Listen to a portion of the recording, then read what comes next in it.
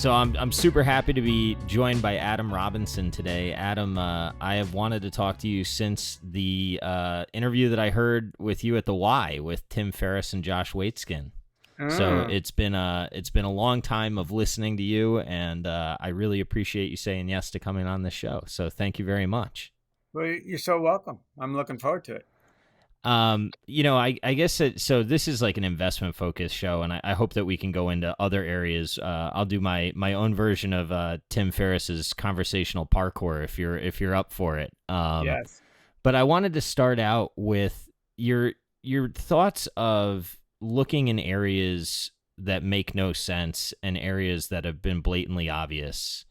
That was something that when you said that line and then you broke it down with Tim, it was like there aren't that many things that I hear that just kind of like reframe how I look at the world. Mm-hmm. And that really was one of those things. So do you mind doing just like a little bit of background on it? And if people want to get really deep on it, they can listen to your podcast with Tim. But I'd love to hear you riff on it a little bit and then see if some of your thoughts have evolved or where you're seeing that right now, and just kind of hear how you're thinking through that. Sure. So we all attempt to make sense of the world, right?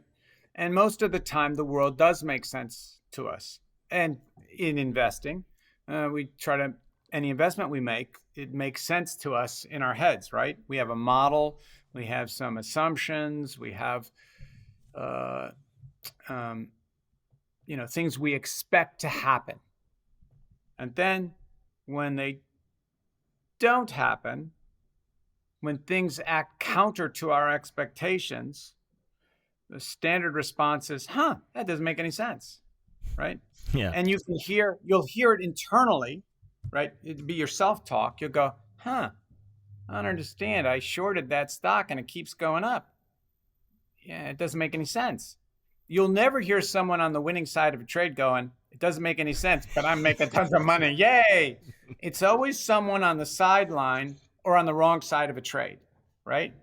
And sometimes the way they'll say it is, they'll say, after all, how much higher can interest rates go? Right? In other words, interest rates going high is to them not making any sense, right? And so the key thing is either people stay embedded in their position, or they stay on the sidelines, right? And because it's not making any sense to them. And in fact, so what I said with Tim was that when something doesn't make sense, really it's your worldview that's out of line with what you're seeing, right? So back on November 6th, 2019,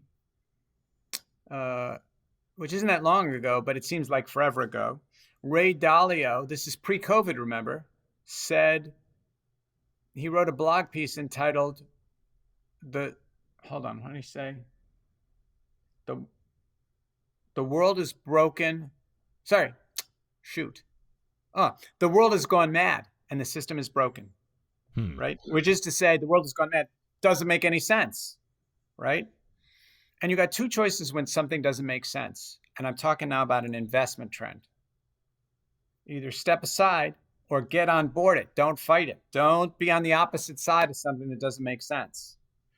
Whenever something doesn't make sense, you have two huge edges. The first is everybody else is on the sidelines going, this doesn't make any sense. They're fighting it also, right? And I know that when somebody says it doesn't make sense, they may not use those exact same words, right? And when I say someone, a pundit on CNBC, or heck, a Fed chair, right? I'll go, we don't understand why this is going on. But then you've got a really powerful trend in place. And that trend has a long way to go until it does make sense to all the people on the sidelines. And at that point, the trend may very well be over. By the time it makes sense to everybody, the opportunity largely will have gone. And so yeah, So the key thing, one of the hardest things in investing is seeing clearly, just seeing clearly. And because we have confirmation bias, right? And we pick what we think is a good stock, or we make a good investment. And again, when we make that decision to buy or to short, whatever it is, it made sense to us when we put it on. And you really need to fight confirmation bias, right? That's such a powerful narcotic, right? It just totally blinds you to what's actually going on. And so this is to segue to another, we're not off this topic yet, but to introduce another one, because I've introduced confirmation bias, which is probably one of the strongest things bedeviling investors, right? At the very highest level. Munger and Buffett have talked a lot about this. I mean, those are two of the smartest dudes in the world, right? Genius IQs. And they go, we have to fight real hard to think straight about things. It's very, very hard, right? Especially when money is involved, right? The world is complex enough, but when you're talking money, then all of a sudden your emotions kick in. So what you want to do is create anti-confirmation bias. So as soon as you put on the trade, you have to, at that time, if not before, know precisely what I need to see to tell me, I'm out, right? So then all you're looking for is signs of that, right? I'm just looking for signs that something's gone wrong with the trade. Otherwise, the trade is fine. I'm not going to look for more evidence that I'm right, which is what people do. So you have to actively seek anti-confirmation bias, right? So I know when I make a recommendation to my clients or for myself, I know exactly what I need to see to tell me, precisely, to tell me we're out of the trade. Or we're on the other side of it. We're going to reverse and take the other side of it. How long do you typically, how long are you advising on a trading? Are you short-term, mid-term, long-term, just to get a sense of like what you're looking for and how frequently you'd update your priors on that process? That's really good. So I try, it's very hard in the world to get even a multi-month thesis, right? But sometimes you can lock on to a multi-year. Until last March 20th, I had my clients in trades that had them in for 6, 7, 8 years. And when I say my clients, hedge fund guys, that just motored on, right? So you start with as long a perspective as you can. Now, by the way, I do that because that's the nature of the way I think best. And that's the way my clients invest, right? You get a long-term trend, and then you might trade tactically around it, right? And this is introducing another thing we'll have to dissect. Buffett and Munger talked a lot about circle of competence, right? And even, all the greats know their edge. I say greats, whether in investing or sports or chess or whatever it is, you got to know really what's your edge. What kind of situations do I do well in? And it may be that someone is just a super great day trader, right? That's just their thing. I don't want to think about the long term. When I get into a trade, if it lasts a day or two, I'm thrilled. So you need to know where your edge is and what kinds of situations you are optimal in, right? And that's really key, and not to deviate from that, right? So I can get micro, like in Forex trades, I can look at intraday stuff, but I tend not to, right? It's more the larger. Here's a way to think about it. The long term is the climate. Yeah. And the short term is like the weather, right? Like, we got a cold spell. It's a summertime, but it's unseasonably cold right now, or whatever, right? So we got a long-term, uptrend, but we're going to have a multi-week correction here to the downside. So it really depends on the investment horizons of whichever person listening in on this, right? And what's your investment horizon? You really need to anchor on that, and not to deviate too much from that, right? If you're a medium-term player, then play the medium term. Or if it's a day trader, play that. But be careful about switching your time frames. You really throw off your game. That's funny that you say that. I was just commenting today that I think that I was reasonably correct on Wells. And when I say think, if I looked at what I wrote and why I wrote what I wrote, I think that the thesis from when I wrote it is correct. And I kneecapped myself because I got a little bit cute with a tax issue. And I said today, this is basically like an asset liability mismatch, right? Because I had a medium term thesis and I got cute with it in a 30-day period.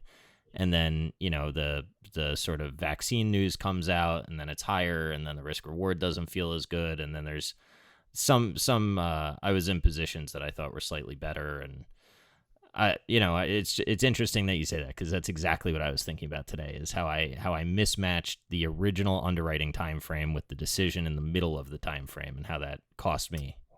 Yeah. It's really so hard to think straight, right? In investing, I think it's the hardest domain, actually, because you're up against the most incentivized, savviest players in the world, and who are, all devoting a lot of brain power to thinking through these things. And then you got to look for an edge within that. And then you got to deal with your own emotions. And it's very easy to second guess yourself. Like, was I wrong? Was I right? So really, the important thing is to have a thesis and calibrate your risk properly. Like, what's your conviction level, right? Like, you hear people say, I'm bullish. Well, how bullish, right? Mm-hmm. What's your conviction level? And to really be nuanced about that, your conviction level. So my conviction level is at the highest, it's highest conviction, which means, to my clients, chop my head off if I'm wrong. Like, doesn't get any better than this, down to, leaning high conviction or medium high. And, it's very nuanced. And then until I wait for things to really line up, and then we go, oh, we're highest conviction, and to stay away from trades that you're like, so there, it's very important to know your conviction level. I think that one other thing that is difficult in investing and thinking clearly is, March 2020 comes, and you have to be level-headed enough to see through the carnage, right? And to see prices confirming fear. But the job of the investor at that time is to think not what is 6 months in front of me, it's what's 18 months to 36 months in front of me, right? And to remain calm in the face of that kind of panic, because that kind of panic is where the opportunity actually lies. So to be able to act when that loss aversion and all the negative emotions are being confirmed by prices that was wild to live through, and it was one of the things that I'm glad that I had read enough about thinking long and how the market discounts 18 months forward, even though in that moment it was looking day to day, right? But I heard a lot of people when the market started to go up, to your point on things that make no sense, right? The conversation with a lot of people was, it doesn't make sense that the market's going up, right? Because we're shut down the economy, and how could that have been the bottom? And then I think that what also gets convoluted in the brain is, well, I don't agree with these bailouts, right? And then it's almost like putting political thoughts aside and So let me, assessing yeah. what is actually happening, not what I wish was happening. Okay, so let me address both those points. You got to be careful with the long term because, it was John Maynard Keynes who said the market can stay irrational a lot longer than you can stay solvent, you know? And if you're dealing with a 50% drawdown, but, oh, but that's okay because I'm looking out 2 or 3 years. I don't think you're thinking 2 or 3 years when you've lost half your money, right, on a trade. So there's that. The the bear markets are usually they don't they end with selling climaxes like that. They end with a parabolic sell-off, right? They don't start with that. So that was one thing. But to your point, and then I want to get to about the political point, which is an important one. um, the People were saying, "Oh yeah, this pandemic's going to shut down the economy, stocks, and the GDP is going to have awful prints, for the next year, whatever, going forward." So I'm going to introduce the notion of first order thinking and second order thinking. So first order thinking is just like it sounds, like the immediate, like, okay, what would everyone think? Like just the right pandemic, bad, right? Economy going to shut down, bad. But now you've got to go beyond that, right? Most people stop right there. That's the end of their analysis, right? That's, first of all, that's not a novel insight, right? Yeah. That's like, okay, yeah. Everybody knows that, right? So if everybody knows that, and now all of a sudden stocks are surging higher, what is it that they know that you haven't thought of, right? Again, that makes no sense, right? That's where you'd really want to get on board, right? Yeah. And so there's that. I'm reminded back on August 5th, 2011, Standard & Poor's downgraded U.S. government debt for the first time since World War II. That was a big deal. August 5th, 2011. They downgraded U.S. debt. They said, U.S. government, less creditworthy. We're downgrading the debt. Now, the first order thinking would be, oh, well, you should sell bonds then, right? Sell them. But I told my clients, no, buy them.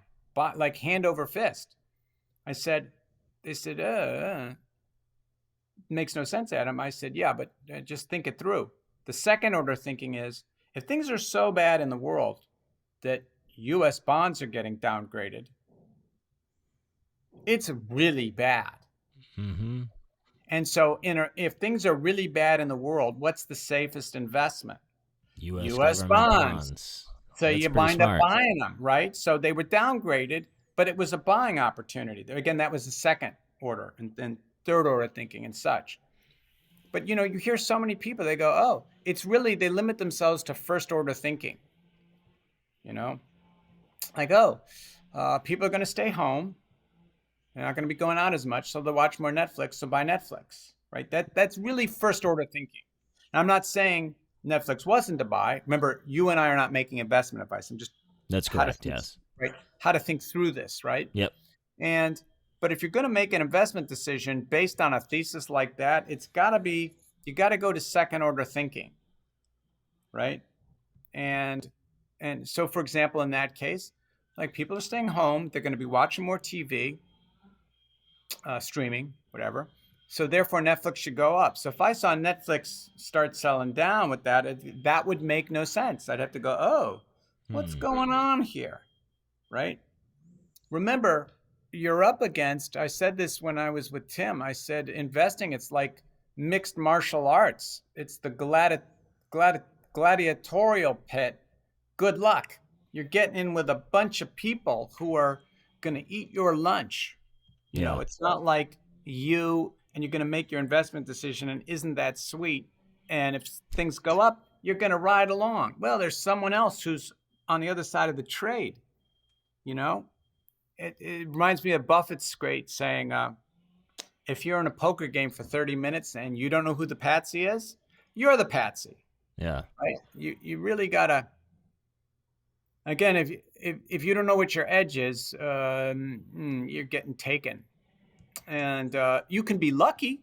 Any number of people can be lucky. But over the long haul, you're not going to last on luck alone. Just really not. So one of the squares that I have not been able to circle, or circles that I haven't been able to square, or whatever I'm supposed to do with those two shapes, is, your comment on second order thinking. Mm-hmm. I accept that as certainly correct, right? I accept that as factual. However, it has seemed as though over the past 12 months, or I guess we're at March now, that first order thinking has far exceeded second order thinking in a lot of aspects. And I guess that what I'm talking about is almost, I had a reasonably good year last year, and I'm really proud of how I had it. And I've had a good, for myself, coming from where I came from. I'm self-taught. The 5 years that I've been doing this, I would put my record up against a lot of self-taught people, and some pros, but I've been outperformed by all of my wife's friends that bought Teladoc and anything that was a stay-at-home education service and all that, and they don't know anything about valuation. They don't know anything about what most of the businesses do. Their thought was, everybody's stuck at home, buy a Teladoc company. And that has been something that has really been stuck in my side. And I would say it doesn't make sense, but I know that my model of the world just doesn't make sense. It's frustrating to me. Yeah. Okay, so good point. So let me resolve that. So, they were taking risks that they didn't know they were taking, right? In the same way that if a professional race car driver challenges a teenager to a race through residential streets, I'll bet you the teenager is going to win because the teenager is just going to floor it, and yeah.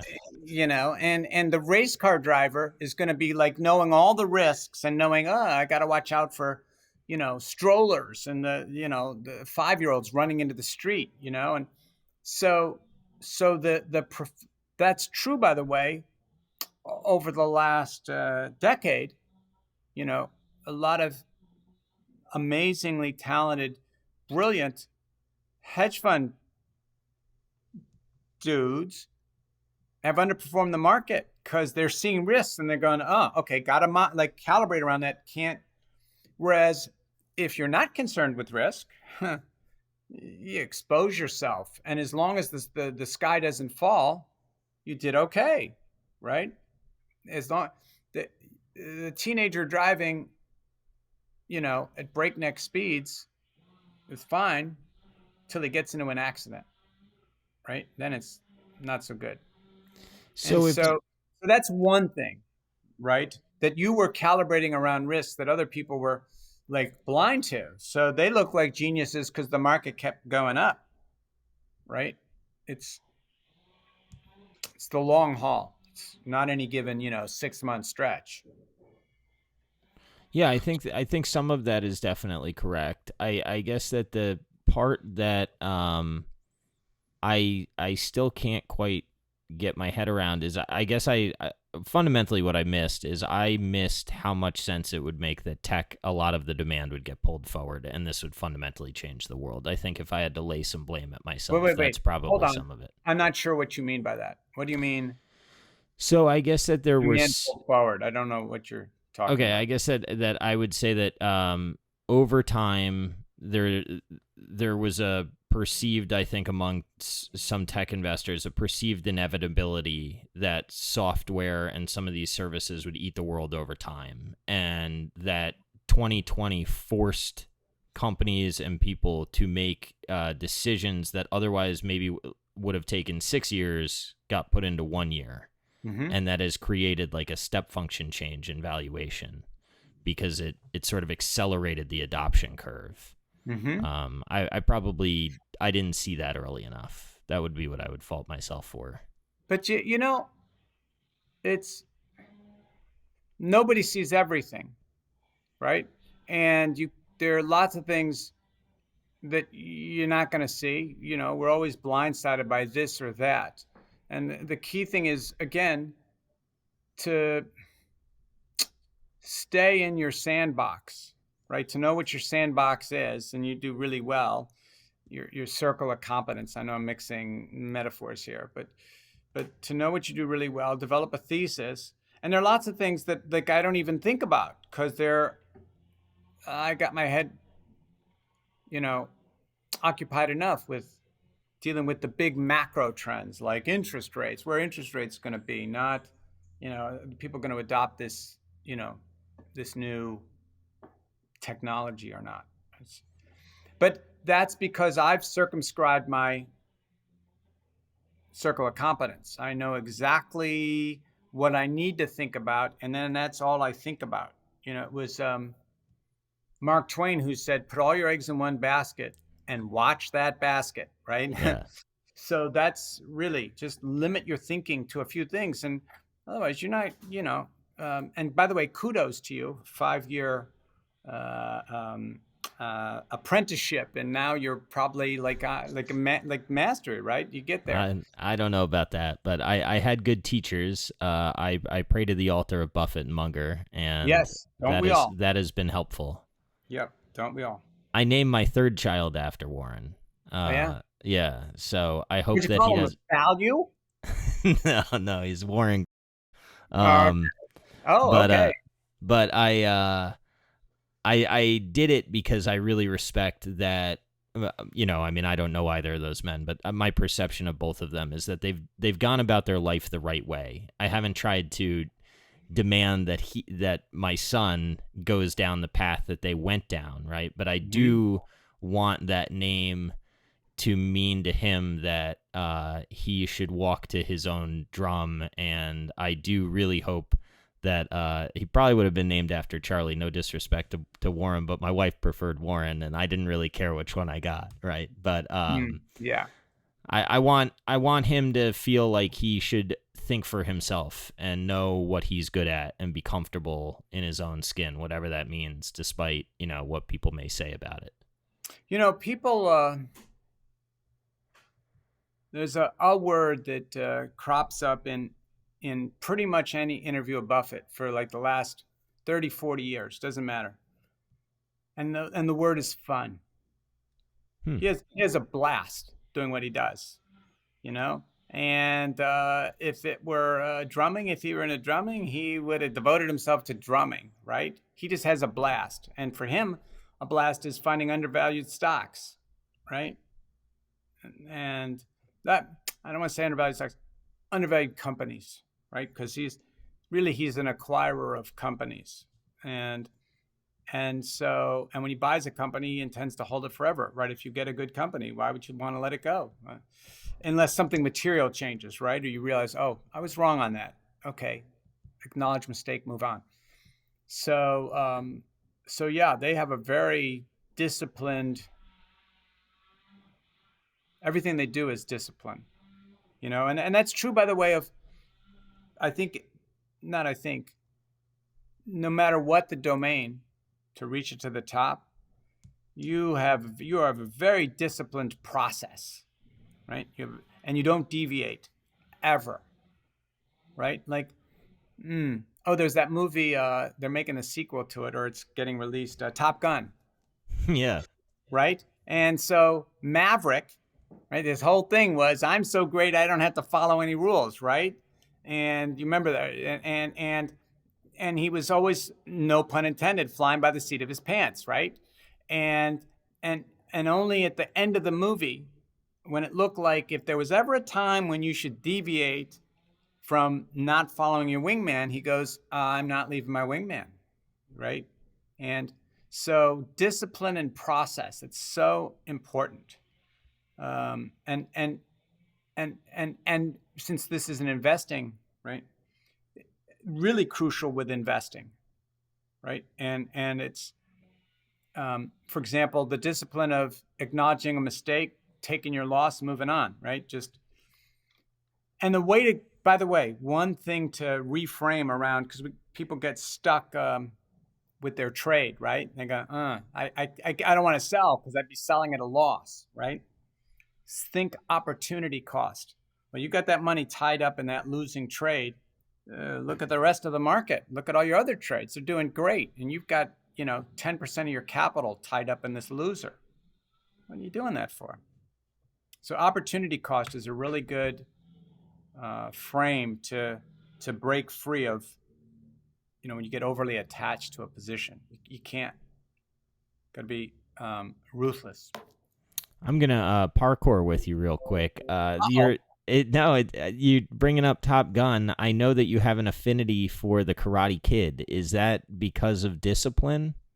Well, so the Karate Kid, if you think about it, for many reasons, right? Yeah, I mean, I tested out your course, so I have a sense of how many lessons you've taken from it. So right, so Karate Kid is, notice that to become California state champion at karate, he had 4 moves, right? Wax on, wax off, paint the fence, sand the floor, side to side, and then the crane kicky move, 5. Yeah. 5.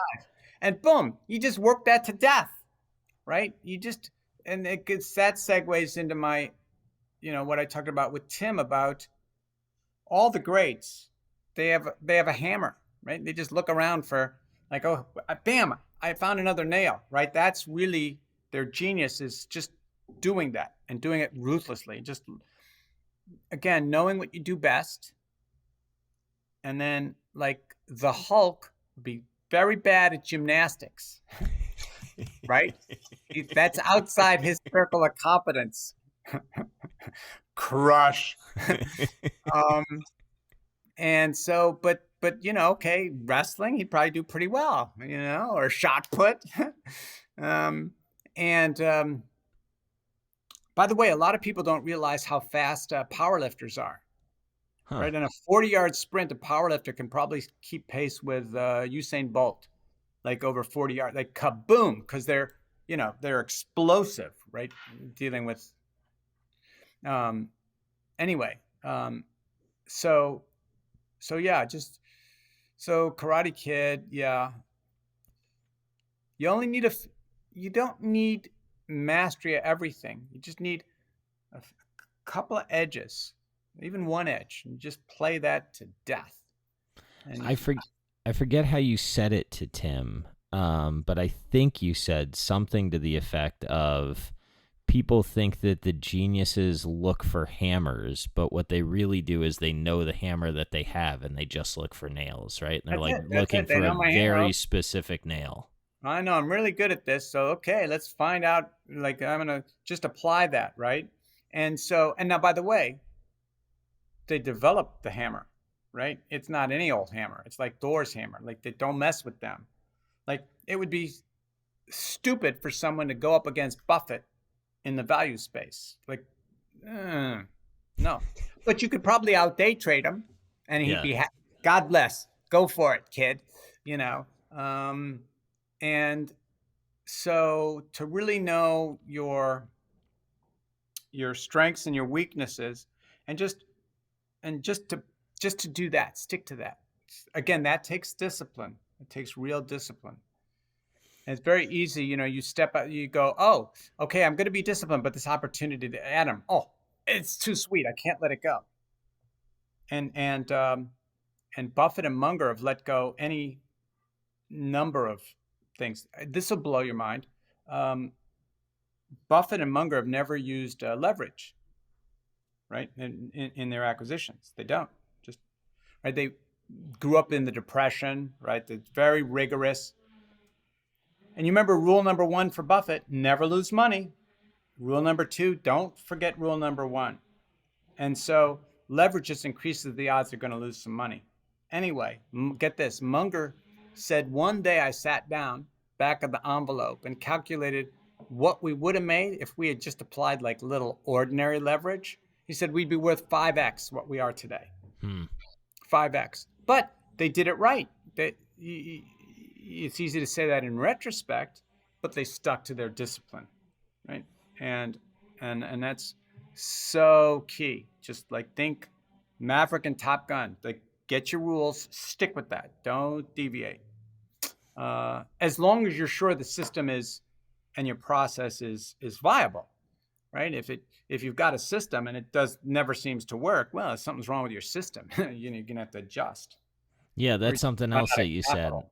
I like that a lot. If you don't like the results you're getting, change what you're doing, right? Don't continue to do what you're doing expecting a different result if the world Yeah, isn't giving you the results. and it sounds so self-evident, but we double down, right? We try harder. I'm not doing it hard enough, and no, change what you're doing. Again, that's easier said than done, but you can change any number of things. Like maybe I should switch from day trading to position trading, and just maybe this is not working out for me. Okay. And as you well know, one of the, this is a, a world class skater, ice skater, um, Lila Fear, asked me, because she had a podcast, she brought up a really interesting apparent dichotomy. She said, Adam, you've said, and I agree, that you can either play to win or play not to lose, right? Mm-hmm. And so, and my way is to play to win, right? But you got to be careful. And because certain domains, so I talked, for example, about Bobby Fischer, as you know, one of my mentors back in the day, and he would just always play to win. Like he would just would not dead draw. He's going to play till the last. He's going to find a way to win, beat you somehow. And versus playing not to lose. Now, Buffett plays not to lose, right? Remember, never lose money. So she said, how do you reconcile that? And actually, I had to think about that for a second. I said, and this is a key point, is that when Fisher loses a chess game, or did back in the day, or a chess player loses a chess game, that's okay. Next game, you still got the same brain, right? You're approaching that. In fact, now you're a little smarter. Like I learned from that loss.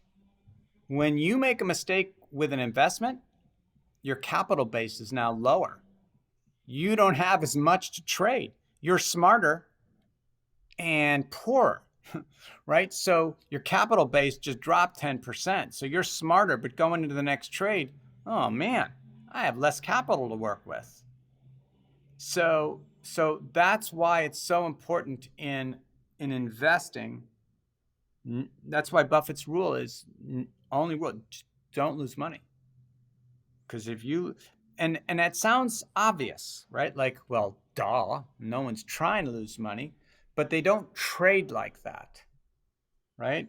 And so if your sole goal is not to lose money, it forces you to do certain things, have disciplined processes and systems. And again, you always want to systematize things. You want to have a disciplined system about everything you do, and then and just apply that ruthlessly. Because as soon as you start to lose money, well, that's a big problem, right? So that's why that's the resolution, is that in the field of investing, when you lose, you have less to go forward with, right? So that's a real disadvantage. In most, like, sprinter loses a race. Okay, tomorrow you're still the same sprinter, right? You still got your same speed. All that's the same. In fact, you're now a little wiser. Maybe work on your starting technique or whatever it is. But an investor, that's a big problem, because now you're going forward with less capital. Yeah, and I think that's particularly acute with Buffett because his strategy involves taking concentrated bets. So I've done a lot of studying of the strategy behind what David Gardner uses, and he's more of a growthy investor. And my perception of what he does is he's got more of a spray approach in the outset, and then things grow. And his goal, he says, I am going to be the last person to ever sell this security. So if it goes down to a penny, I'm still going to hold it longer than everybody else is holding it. But what that also enables him to capture is when Amazon goes to the moon for the right reasons, he's holding it longer than everybody else. Yeah, there's a problem with that, however, with respect. And I'm not saying it doesn't work for him. Like, I'm not, again, with respect. But again, I mentioned the question, what would you need to see to tell you were wrong about a trade? Like, I'm going to hold it means I can never be proven wrong. I'm just going to hold this forever. Okay.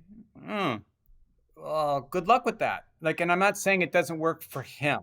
Yeah. I'm just saying that the downside also is, remember, you're tying up your capital. You're the only one in the world thinking. I had friends who weren't really in the market, but back in the late 90s, and they were shorting Yahoo on the way up to infinity, going, Adam, look at this. Yahoo doesn't make any sense, keeps going up. They're not making any money. And they were shorting the hell out of it. Again, they weren't professionals. They were just like lay people. And I said, why are you doing that? I said, but it's not making any money. It's got to come down. Of course, they were blown out of the water. You know, they started shorting it at 100. I don't know, went to 400, whatever. And then eventually it went back down to, 10 or whatever. And before it started working, it went back up. Just remember, the market could stay irrational a lot longer than you could stay solvent, And the other thing is this. I think this is really another good point. When you're learning from any of the greats, right? You're modeling like, whoa, like what works for Buffett may not work for you, right? Mm-hmm. Are you prepared to sit out for the next 20 years with this investment? Mm-hmm. And you may say, yes, I am, Adam. Oh, yeah, wait for the first year or two. And you discover, oh, no, I guess I wasn't ready. Yeah. Right. And I've recommended, you and I follow each other on Twitter and stuff. And I recommended Jack Schwager's books, right? The Market Wizards. Yeah, I love those. It's brilliant books. And every investor, Tim kept asking me, Adam, what books would you recommend to everybody? And I'd say, Tim, it really depends, but around investing, I know. And I really, all of Ian Schwager's books, I said Ian. Jack Schwager. Jack. Yeah. And Ian Schwager's a great hotel investor, right? But Jack Schwager and the Market Wizard series. Mm-hmm. And also Reminiscences of a Stock Operator. Yes, I was going to ask you. That's like one of my favorite investing books, and I guess it's closer to a trading book. But what a book! But both. The thing is, what the beauty of the Schwager books, Jack's books, are that you realize all the disparate styles that everybody uses. Each dude is like got a totally different hammer, right? Mm-hmm. And they're doing phenomenally well. So, but I can't play those games, and they can't play my game, right? So the beauty of that is you realize that what works for one person may not work for, almost surely not, because it's tailored around what they do, right? Mm-hmm. Which brings me back to one of my heroes, as you know, Bruce Lee. And he said, adopt, just steal, like take what works and add what is uniquely yours, right? And so from that, we hone our own hammer, right? Instead of trying to be something that, we're not. So there. Yeah, I agree with that. Something that I've like really internally struggled with is I do a lot of media now. I mean, I'm almost I consider myself closer to a media personality than I do an investor. Um, but it's been difficult for me to reconcile that with sort of the perception of Buffett just reading and 10Ks all day, and I think a lot of that is not true. I think some of that's myth, right? He was still on the phone with his buddies and stuff, but all of Charlie's warnings about hammering ideas into your head when you say them out loud. Uh, on the other hand, for me, I have gotten an immense amount of benefit out of the network that I built from being very open about my process and who I am and my strengths and weaknesses as a person and an investor that I don't know any other way. And for a Well, wait, I long, just want to make sure I understand what you're saying here. Um, you say you've gotten a lot of benefit by being open and talking about, what you do. What do you mean by that? What kind of benefit? But I'm not. I just yeah, want yeah. to clarify. Yeah. No, I understand. And just so you know, this podcast gets involved in life too, so I'm going to go there with you. Uh-oh. No. Uh-oh. So I think that for me, I was at a bank. I underwrote commercial loans. The reason that I'm running my own capital was I had an uncle that passed away in a very tragic way, and the I'm money that sorry. I was making at the bank, yeah, it was bad. But the way the money that I was making at the bank was not going to change my life in the same way that if I was running a strategy that I didn't believe in and March 2020 came and I sold at the bottom, like that would be my actual downside financial scenario. Mm-hmm. So after about I got my CFA designation, and my wife had to listen to me talk about investments for probably 5 years. Oh. She finally said, "All right, I'll support you going out and trying this, right, and like figure out what what to do with our money." So, Mm-hmm. um, I started out, and I was kind of a guy on an island, right? And I was trying to figure out the smartest idea. I was reading through like Cheniere is this natural gas exporter. I had like the whole diagram of the company on my wall, and I was going into like all these things that I thought I had to out research everybody. I thought I had to be the smartest guy in every trade. And what I realized through Twitter was that maybe there was a different way to look at the world that suited my personality and would enable me to do my I wasn't very happy doing that, right? Like I get I'm pretty extroverted as a person. So I do better when I'm able to brainstorm with people. In law school, my first year wasn't great. I checked my dad into hospital. He had a breakdown, and I had Oh. some things going on that Mm-hmm. sort of diverted my attention from law school. But in doing so, I was kind of a man on an island. And between what was going on personally and not having people to really bounce things off of, I was dating my wife, but I wasn't a very good boyfriend. So anyway, Wait, you were dating your future wife. that's right. That's right. Yes. Okay, let's get. I Yes. hope you're not still dating your wife. No, no, no. We've been married for a while. Yeah. But I didn't immerse myself around smarter people, right? And what I've realized through all of my learning and how I do things is that I have become my peers. And what media has enabled me to do is level up my peer group in a way that I don't think I would have been able to do just sort of being in an office and calling people without knowing them. Let And me. I get a lot of benefit, like personally, it makes me happy. And I get people that write me that say, thank you for putting this content out. And, Mhm. the downside is I worry that people don't listen to the fact that this is not investment advice, right? I worry that people are following me into trades. And like now the account, like my Twitter account is big enough that I really do worry about retail like following me. So Mhm. that's the part that I really don't like about this. But I get a lot of positive feedback where people are saying, I'm just trying to figure out what's right for me, and I really appreciate you sharing. And that gives me like a sense of fulfillment in a way that I have not had in the past. Okay, so the lots you threw. Let me You address all of asked, so I it, right? told you. No, no, no. It's really so. First of all, I really beautiful that because what you have been on an odyssey right? An odyssey, a journey to learn about investing, right? Yes. And a self-education process, which every investor has to go through, and unfortunately for 95% of them, they lose all their money before they've passed, investing 101. Right? So you've been in an odyssey on self-education around investing, right? Yes. And if you think about it, someone who decides I want to get into investing, it's a really bewildering process. The whole world, like, oh, what do I do here? Like, so many books to read, right? It's just like, where do I even begin, right?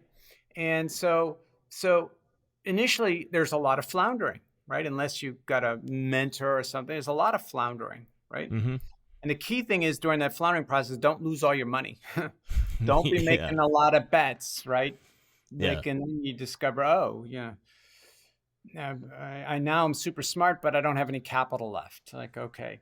And so really the key thing in the investor and a trader, however you want to put it, is surviving the apprenticeship, right? And by surviving, I mean, you got to have capital, right? Like, you don't want your education to be so expensive that by like, oh, now I know what to do, but I just don't have any capital.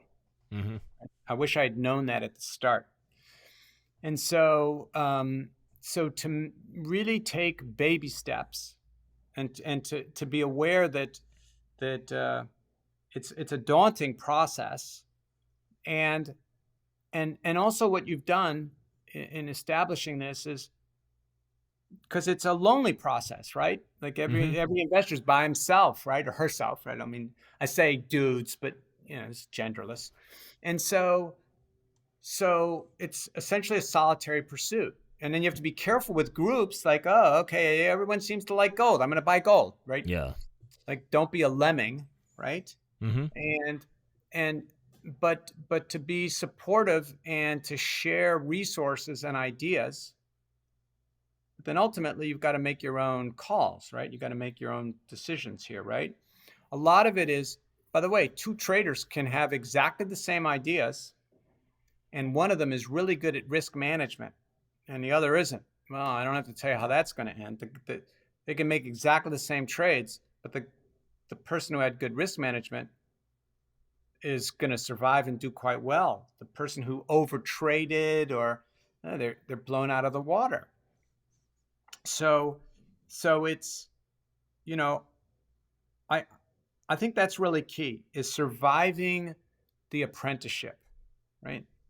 It's And for you, I would say most people, 3 to 5 years, really, before you've kind of know enough about the investing world and yourself, right? As a lot of it is self-education. Like, whoa, I thought I could cut my losses, but I can't. I got to deal with that, right? So many Yeah. emotional things you got to, and again, our two heroes, Charlie and Warren, have written extensively about this, about, you need a little IQ to be sure, but self-control is way more important. Like discipline, process, that's, it needs a certain amount of smarts. And then you just need a replicable system. Now, by the way, that's if you're choosing to outperform the market, right? It's different from just, I'm just going to stick all my money in an index fund and go back to my day job, right? So presumably what we mean by investors here, your audience, is people who aspire to take a more active, um, hmm, hmm, to be more active in their investing as opposed to just passive, right? And Mm-hmm. again, it's a game very few people succeed at. Very, very, over the long haul. Very few. I would say 5% max really can outperform.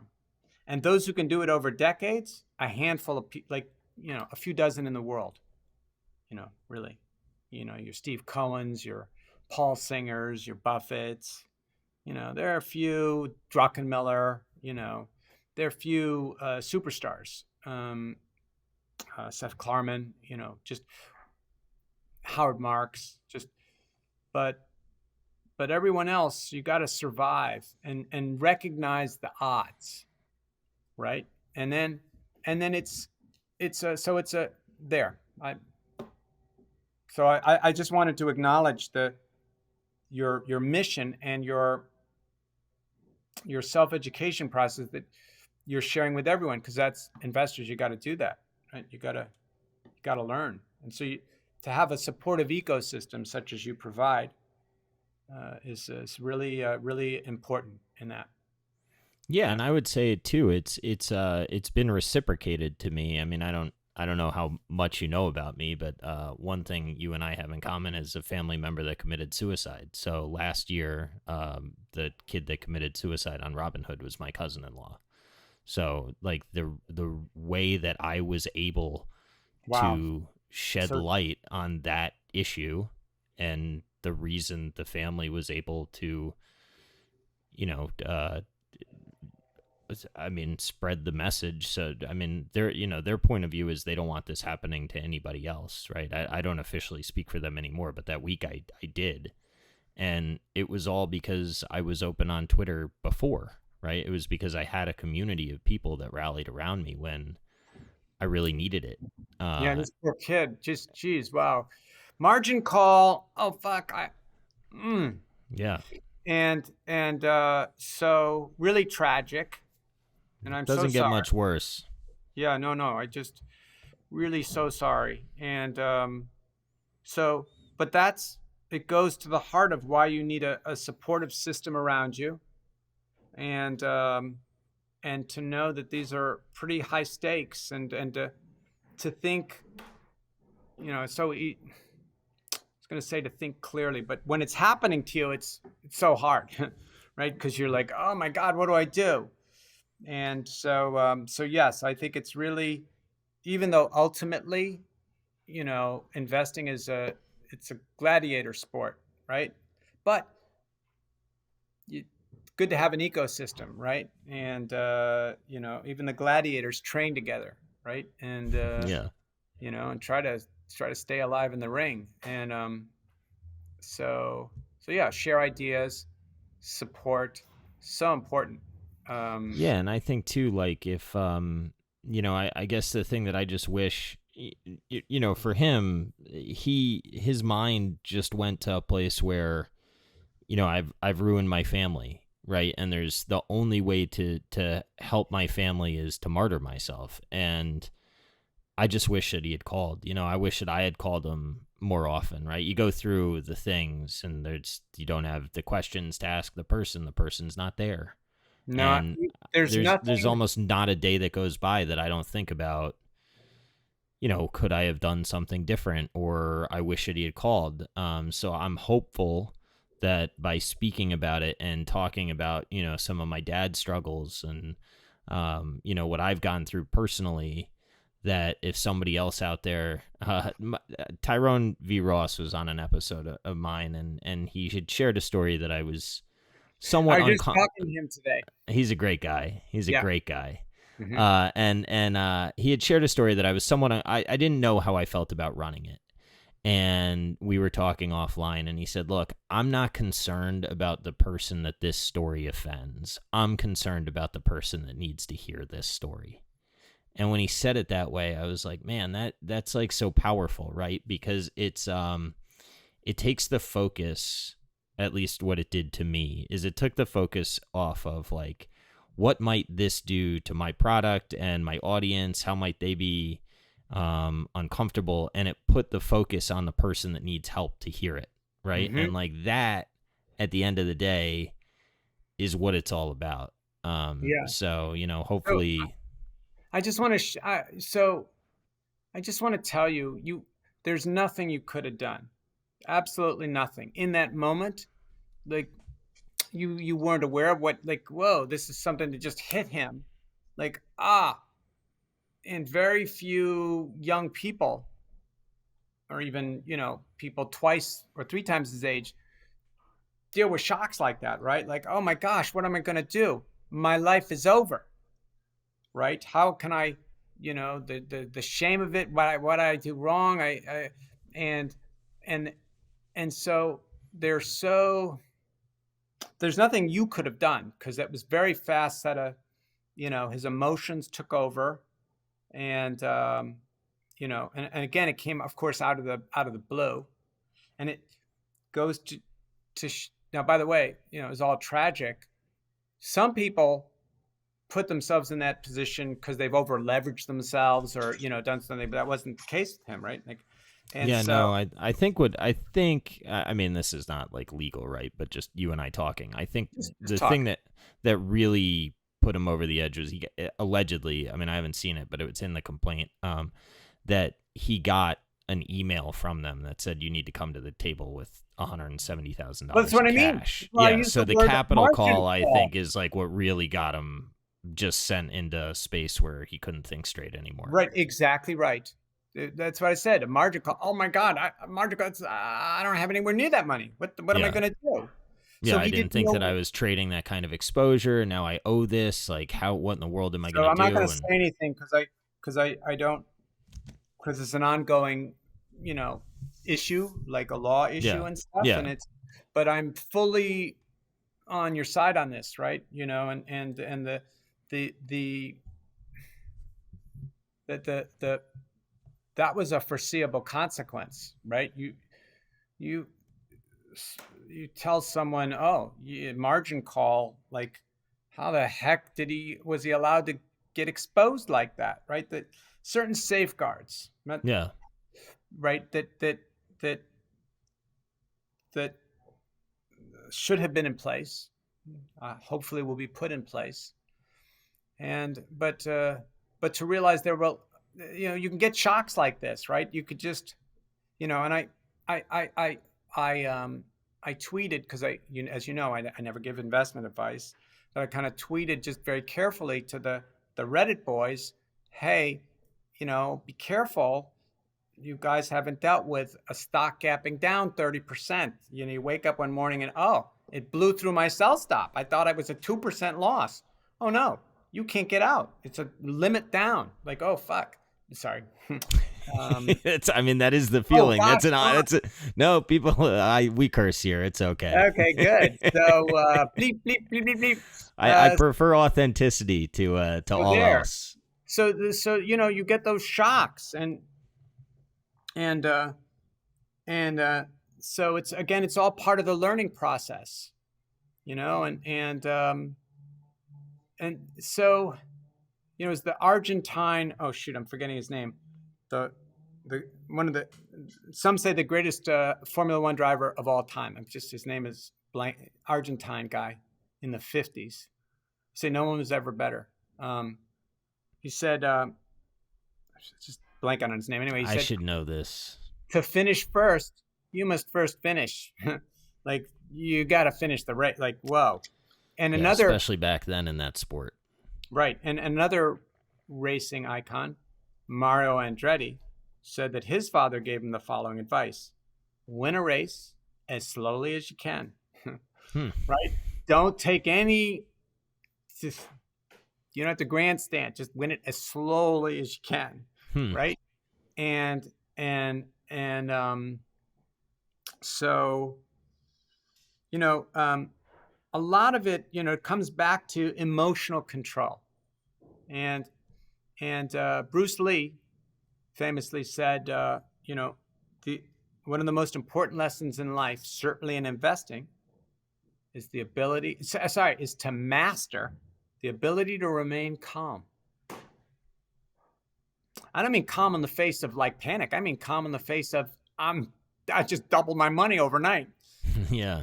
Like, calm, always calm, right?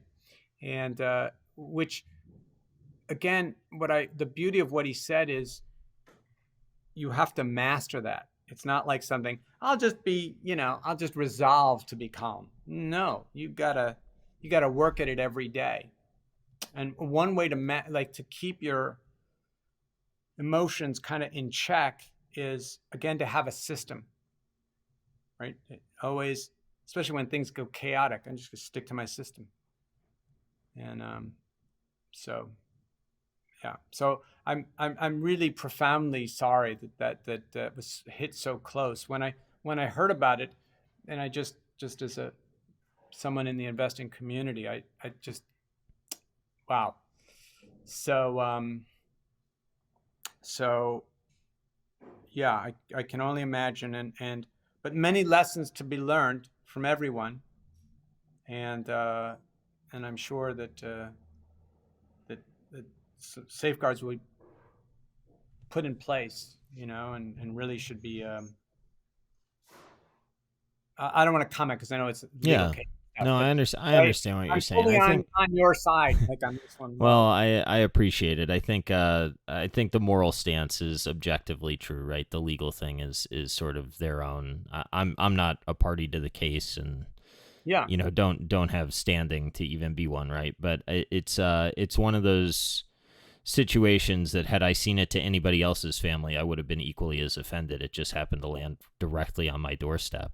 yeah, And I guess the hardest thing about it now is, I talked to his dad, and like I was a lot closer to his dad than I was Alex, because Alex would be the kid that, like, we would go to Thanksgiving, and I would sort of tell him, "Can you look after my kids?" And my kids, like, thought he was a hero, and he'd be like playing with them all the time, and I would be able to uh, hang out with his dad. And now it's just hard. It's not. I don't want to say it's hard to have a conversation, because that's not a fair comment, but it's always like this feels like a lingering issue, right? And it's like, how do you?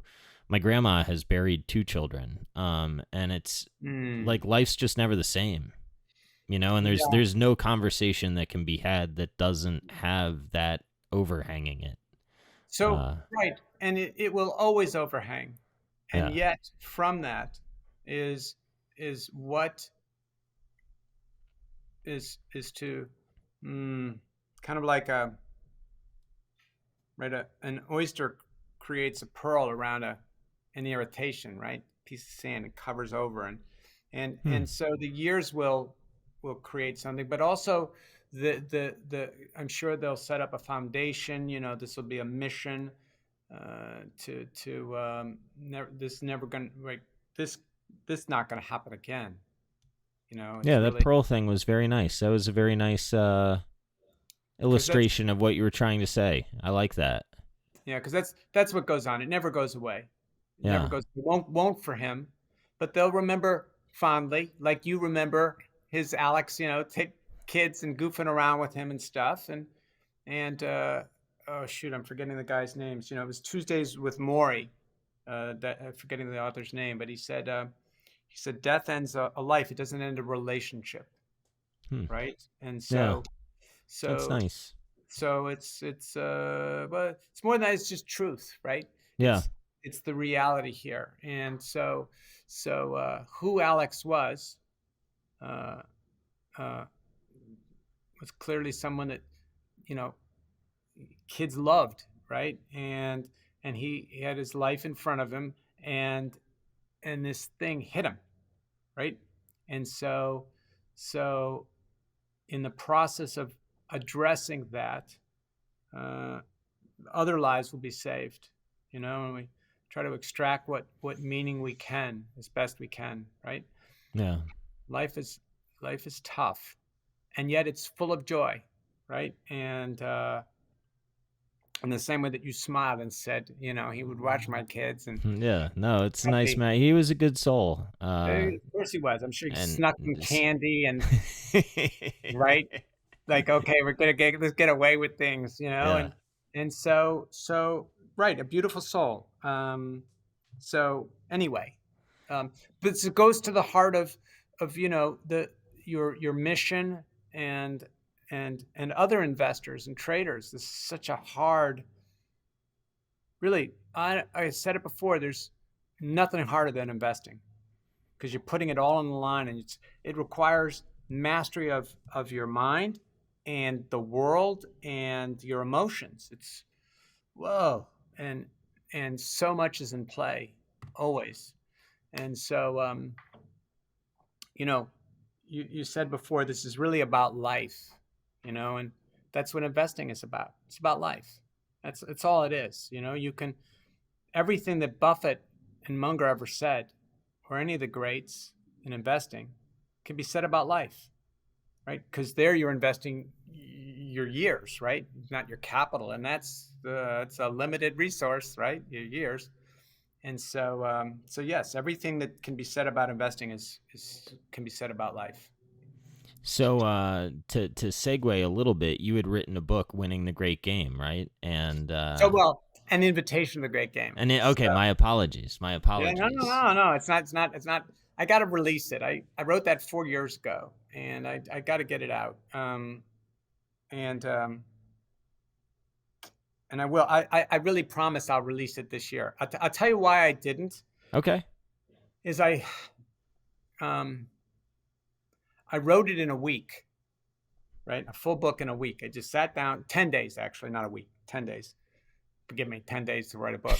And I've sat on it for 4 years. And I wrote it, and it's a beautiful book. But I realized that I left out some things that I could have put in, like some deeper philosophical things. And so I thought, oh, should I include them? And I just decided about a month ago, and I just didn't have the time to do that. So I got to come back to this. But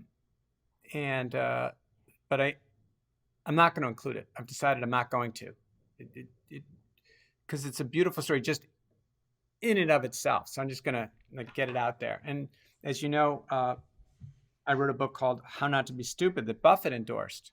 I've been sitting on that for 2 years. And because I have to rewrite that also, so we'll get into, how not to be stupid. There's so many topics here and stuff.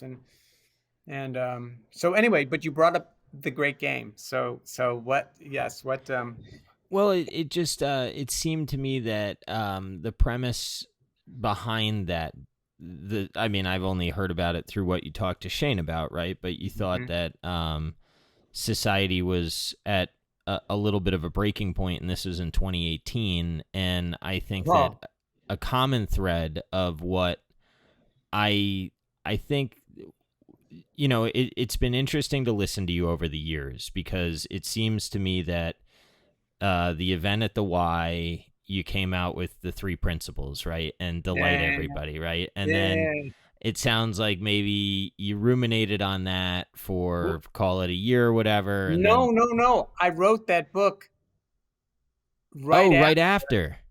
Yeah. Sure enough. Yeah. In between that one and the other podcast I did with Tim, right? And so the second podcast I did with Tim, this is a little over 4 years ago, right? And I said, oh yeah, I'm going to see Warren, because they were releasing the movie at HBO. There was a premiere at MoMA. So I went there with the premiere and stuff, and I said, oh yeah, I'm going to give Warren a book at the and I hadn't even started it, so I had 10 days to write it. So I wrote it in 10 days. That's a fair amount of stress. I know, exactly. Just way to put yourself on behind the 8 ball, right? And is that publicly say you're going to give someone something, and then I'm going to be held accountable. So yeah. So the great game. So which brings me to the world, right? The state of the world. And as investors, it's really important you understand this. So the entire world, to really understand it, the modern world was never sustainable. I don't mean in an eco way. So we go back to 1945, right? What's that? 75 years ago, 76 years ago, right? And the world had to rebuild out of the devastation of World War II and the Great Depression, right? Horrific. People are moaning about 1 year coronavirus. Imagine going through, from that was like 6 or 7 years of And in fact, the Depression started before that, right? That was 29. Right? Imagine going through from 29 to 45, right? And 10 years of economic depression, and now we got a world war, right? So the modern world, this is going to like beyond 100,000 feet, right? This is to really understand what's actually going on in the world, everything. Is that the world is not viable, hasn't been for 75 years. So that to rebuild out of World War II, it was rebuilt out of the American dream, right? The GIs coming back, world rebuilding, and America was like the least, it wasn't done here. Like we didn't have to deal with any of that. We didn't have our factories blown to hell. And anyway, so the American dream was, I want what mom and dad had. I just want more of it. And I'm willing to go into debt to get that, right? If they had an apartment, I want a home. Right? If they had a small home, I want a bigger home. In fact, I want two homes. I want two of everything.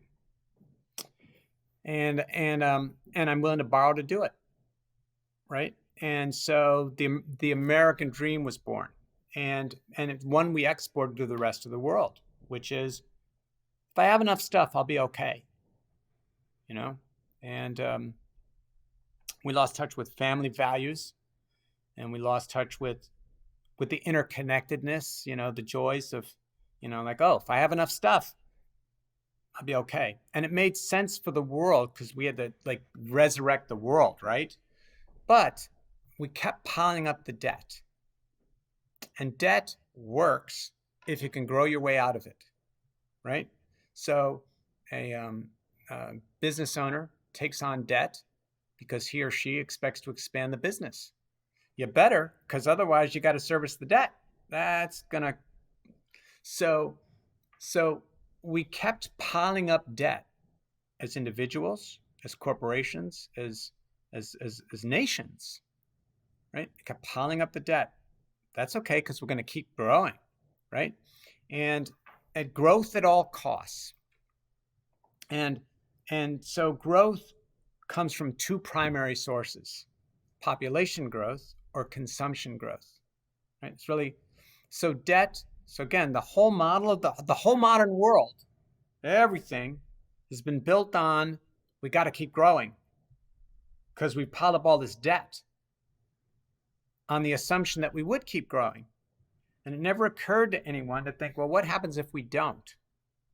So I'm going to recommend, there's a blog called Economica, E-C-O-N, Economica. I forget the economist's name. I think it's Hamilton, or anyway, brilliant dude, brilliant. And his specialty is demographics. And he talks about a global population collapse. And he's got all the numbers. When you look at the numbers, you go, oh man, we are in trouble.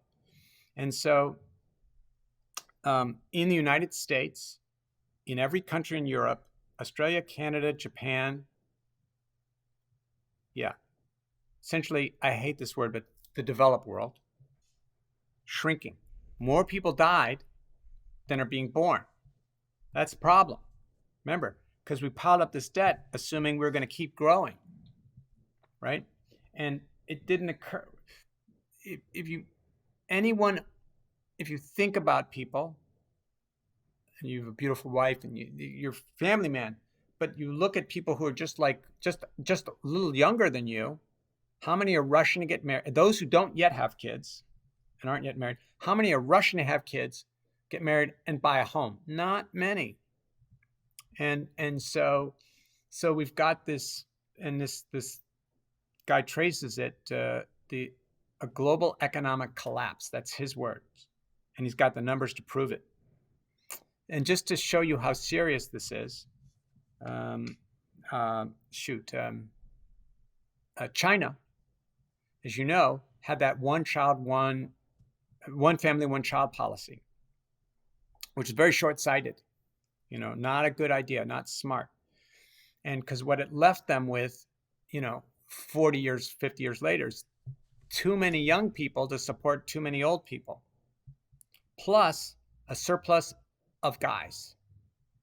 I forget the exact stat, but it's something like roughly 11 guys for every 11 single guys for every 9 women. Oh, that's a musical chairs thing. That's not going to work out. Yeah, it's a competitive environment. Yes. And the China recognizing the short-sightedness of that policy. I see why they thought it made sense back, when they were, but then, oh no, not a good idea. Anyway, they have been jawboning their young people, get married, have kids, right? It's your tax incentives, everything. And despite all that, China had its lowest birth rate in modern times last year. That's despite the like, oh my God, we got to get kids. We got to get the back online. And so essentially the world doesn't work, right? That's the starting thing. We've piled up a massive amount of debt. So periodically we have these crises, and the only way that the central bankers have been able to go is, well, we just pile up more debt. I mean, we gotta keep this thing going, and they don't recognize that the game is over. I don't mean like the great game, like we were talking about, but the engine of growth, oh no, it's reversed. It's actually going the other way. And the demographics are written in stone. We can't change this for about 20, 30 years. Like that's written in stone, right? So we know how many people are going to be born, how many people are alive, how many, women are childbearing age, some rough little assumptions. We know we're going to be shrinking for quite a while. The only areas of growth in the world right now are population growth, are Africa, the Middle East, really. And all other areas are shrinking big time. And even though Africa and the Middle East, they're still growing, the second derivative of that growth rate is slowing down. It's not negative yet, but it's slowing down. And I think the Hamilton dude, economic guy, I think he said by like another 10 years, that'll go negative also. So really what we've got is a world that awash in debt, and people are also reaching the end, like, oh, I don't know if I really, what the pandemic has taught us is I don't need two of everything. In fact, I don't even need half my clothes. Yeah. I certainly not if life's this way. Yeah. I need about 2 outfits. Exactly right. Exactly right. 2 outfits, and I'll just wash those to death, right? And so the problem is that we still got the debt. Like, we can get by with a lot less, but wait a second, the whole modern economy, everything in the world is predicated on continued growth. We've got this embedded obligation. If we don't grow, oh man, we're in trouble because we still got the debt. And so we're not going to return back to normal, because even normal was never sustainable, really. And so we have some hard choices to make, even in the that's the backdrop, like that's the mega climate, right? Is we're dealing with a 20 to 30 year shrinking population, and demographics is destiny, right? You can't get away from that. And so and you can, it's not a matter of like encouraging young people to have children. Like, okay, they will or they won't. But even if they decide to get married today, it's going to be 15 or 20 years before that pays off, really. And so we got to, now in such a world, the investment opportunities are incredible, right? In the worst of times, And by the way, it could be the best at times, but we have some real tough choices to make, right? Navigating here as a country and as a world. And really got to get our act together. I mean, as a world, as a species, right? So within such turmoil, there are incredible investment opportunities, right? For, and different ways of playing that, either as, investment opportunities as traders, investors, and also their, venture capital, entrepreneurial opportunities, really, there are always opportunities, always, always, always. But that's the backdrop in the world. And so, I said this on another interview. It's really another podcast. It's really a spiritual crisis, actually, is what's going on in the world. And, all the economic problems at root are a spiritual one. And, we kept thinking, if we just have enough stuff, enough Instagram likes, or if I make enough money, then I'll be okay, and that's a big problem. We need to kind of come to grips with. But also, these are perilous times in the world because we've got all this debt, a lot of problems, and even within the United States, a lot of anger from everyone. I don't care. Anger on so many sides, and it's not really constructive. Obviously, I understand the source of the anger. Benjamin Franklin said, anger is rarely without reason, but seldom a good one. Like there's always a reason to be angry, but ultimately it just costs yourself, right? And so that's really, it's a time for all of us to we either come together or we don't, and then it's not good. So, and it's not, I'm not talking kumbaya like unity. We got to decide what it is as a country we care about, and what are the values, and come back to first principles, really. Yeah, I think what hurts the common principles too is the polarization of the country, which I think there's a direct overlay to when social media became fairly prevalent in everybody's lives, right? So it's yeah, I don't know. So we haven't done this, you and I, but I'm going to invite everyone to do the Google experiment with me, which if you go to Google right now, you can do it on your laptop or your phone. And so anyone listening can do this. And you go to Google, got to be the search bar, and type in.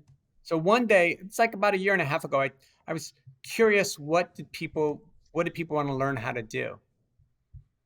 Right? So I went to Google and I want to see what it autofilled. So I typed in, how can I learn to? So do that. How can I learn to? And don't let people kind of do it on their own. And you're going to see one thing that's going to pop out at you that's going to just blow your mind. That's crazy. It's the first thing. Yeah. Yeah. Don't tell anyone yet. Tell them what number 2 is, like how to learn how to sing, right? Sing. That's exactly right. Sing, speak Spanish, trust again, draw a code, drive, play chess. Whoa. Go back to trust again. Look at that. Yeah, that's deep. Yeah, that's fourth. Already very scary. How can I learn to trust again? But it's number 1 that really blows everyone's mind. Yeah, how can I learn to love myself? That is incredible. The number 1 thing. The number 1 thing people want to learn how to do. And they go to Google for imagine, now mind you, someone who How lonely must that be, right? That you're asking Google. Exactly right. You'd be too ashamed. Yeah. To tell your best friend, how can I learn to love myself? Because you'd be ashamed. And I'll tell you, so I was so shocked by this.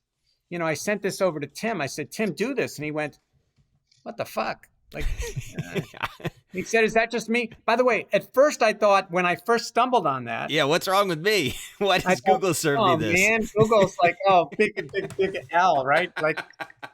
And what must Google think of me? So I told a bunch of friends. I 10 friends. I texted I said, could you just type this into Google? And each one of them, one by one, said, what the fuck? What? Yeah. Adam, what? And so then I typed in, because you mentioned social media. This is very, so I was curious, I was heartbroken, right? And then I was concerned about the feeling state. So then I typed in, why do I feel so? So type that in. Why do I feel so? Don't hit enter. Just why do I feel so? And I know what the number one response is: tired. Mm-hmm. Yeah, tired is a euphemism for depression. Yeah. Right? If you look through the top 10 fills, half of them are going to be energy related. Right? Why am I tired? Why am I tired all the time? Why don't I have any energy? You know, like it's bloated, all alone, nauseous, weak, empty. One suggestion is hot. You think they mean like sexy hot, or you think they mean no, like temperature? No, I'm no. kidding. So you'll notice that a lot of them are a few of them are related to eating disorders. Yeah. And there's so much self-hatred going on here. Because someone who says, how can I learn to love myself? It's not like a self-improvement. Like, I really like myself, but how can I learn to love myself? No, it's you hate yourself. I shouldn't laugh. The delivery of what you said is what's cracking me up. Right? Yeah, of course. And it's no, and you and I are you know, I'm making light of something that's really tragic, and so if you ignore the eating disorder things, basically why do I feel so depressed? Right? That's the tired, all those permutations. Lost and empty. Empty is the worst. Like that's existential. Like, whoa. Now type in, why is everyone else so? Oh boy. Yeah, type that one in. Now ignore the first one. But you'll see it has to do with eating. But look at all the rest of them. Why is everyone else perfect, happy, skinny, pretty, in a relationship? So you've got people who are suffering crushing depression, loneliness, and a sense of isolation and just lost. And when they look out at the world, they think everyone else is having the time of their lives. Right? This is all social media. Yeah. One of the really, if someone wanted to create, an engine to create evil, like that's like, wow, we're just going to twist everybody. We're going to isolate them, make them hate themselves, and think everyone else is having the time of their lives. This is, and imagine which only amplifies your sense of you're such a loser. Look at everyone else. They're doing great, but everyone's feeling the same thing.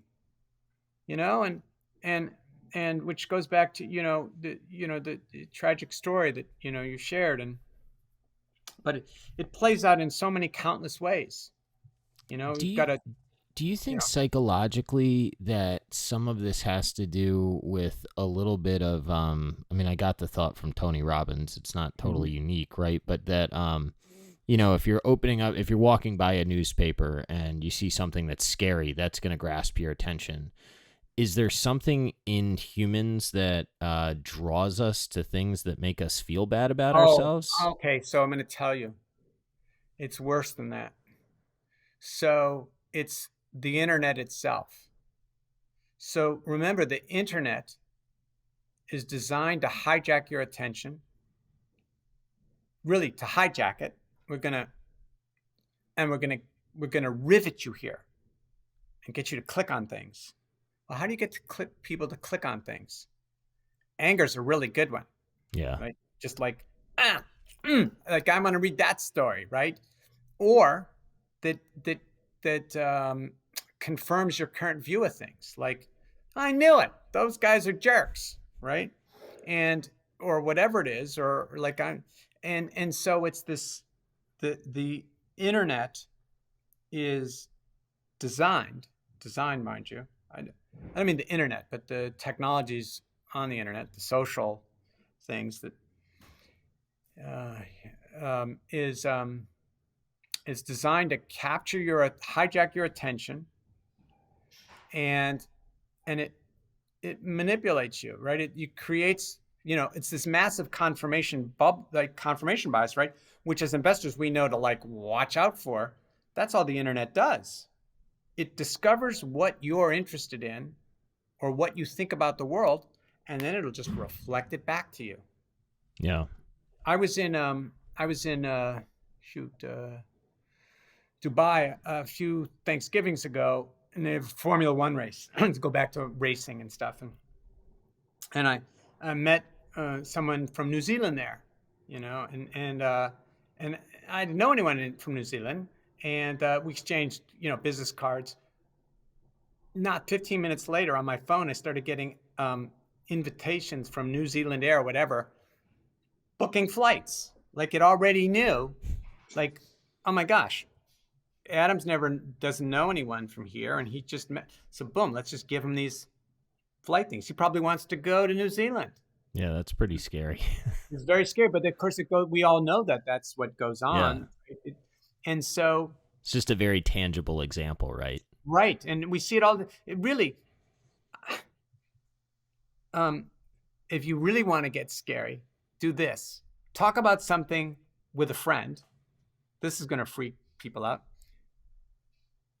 Over dinner, both of you, leave your phones on, and talk about something you've never like peacocks or something random.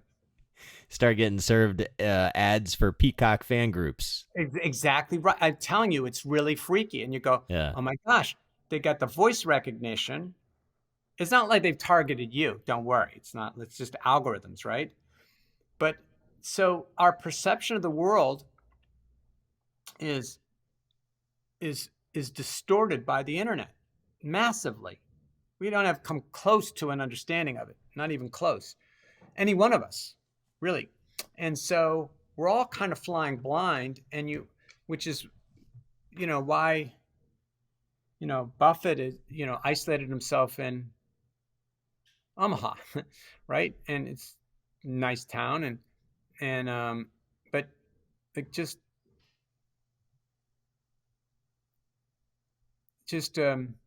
you gotta stay away from media and things. Now, again, there's a difference between the kind of information sharing that can go on in a healthy, like a ecosystem around, sharing of ideas, investment ideas, and such.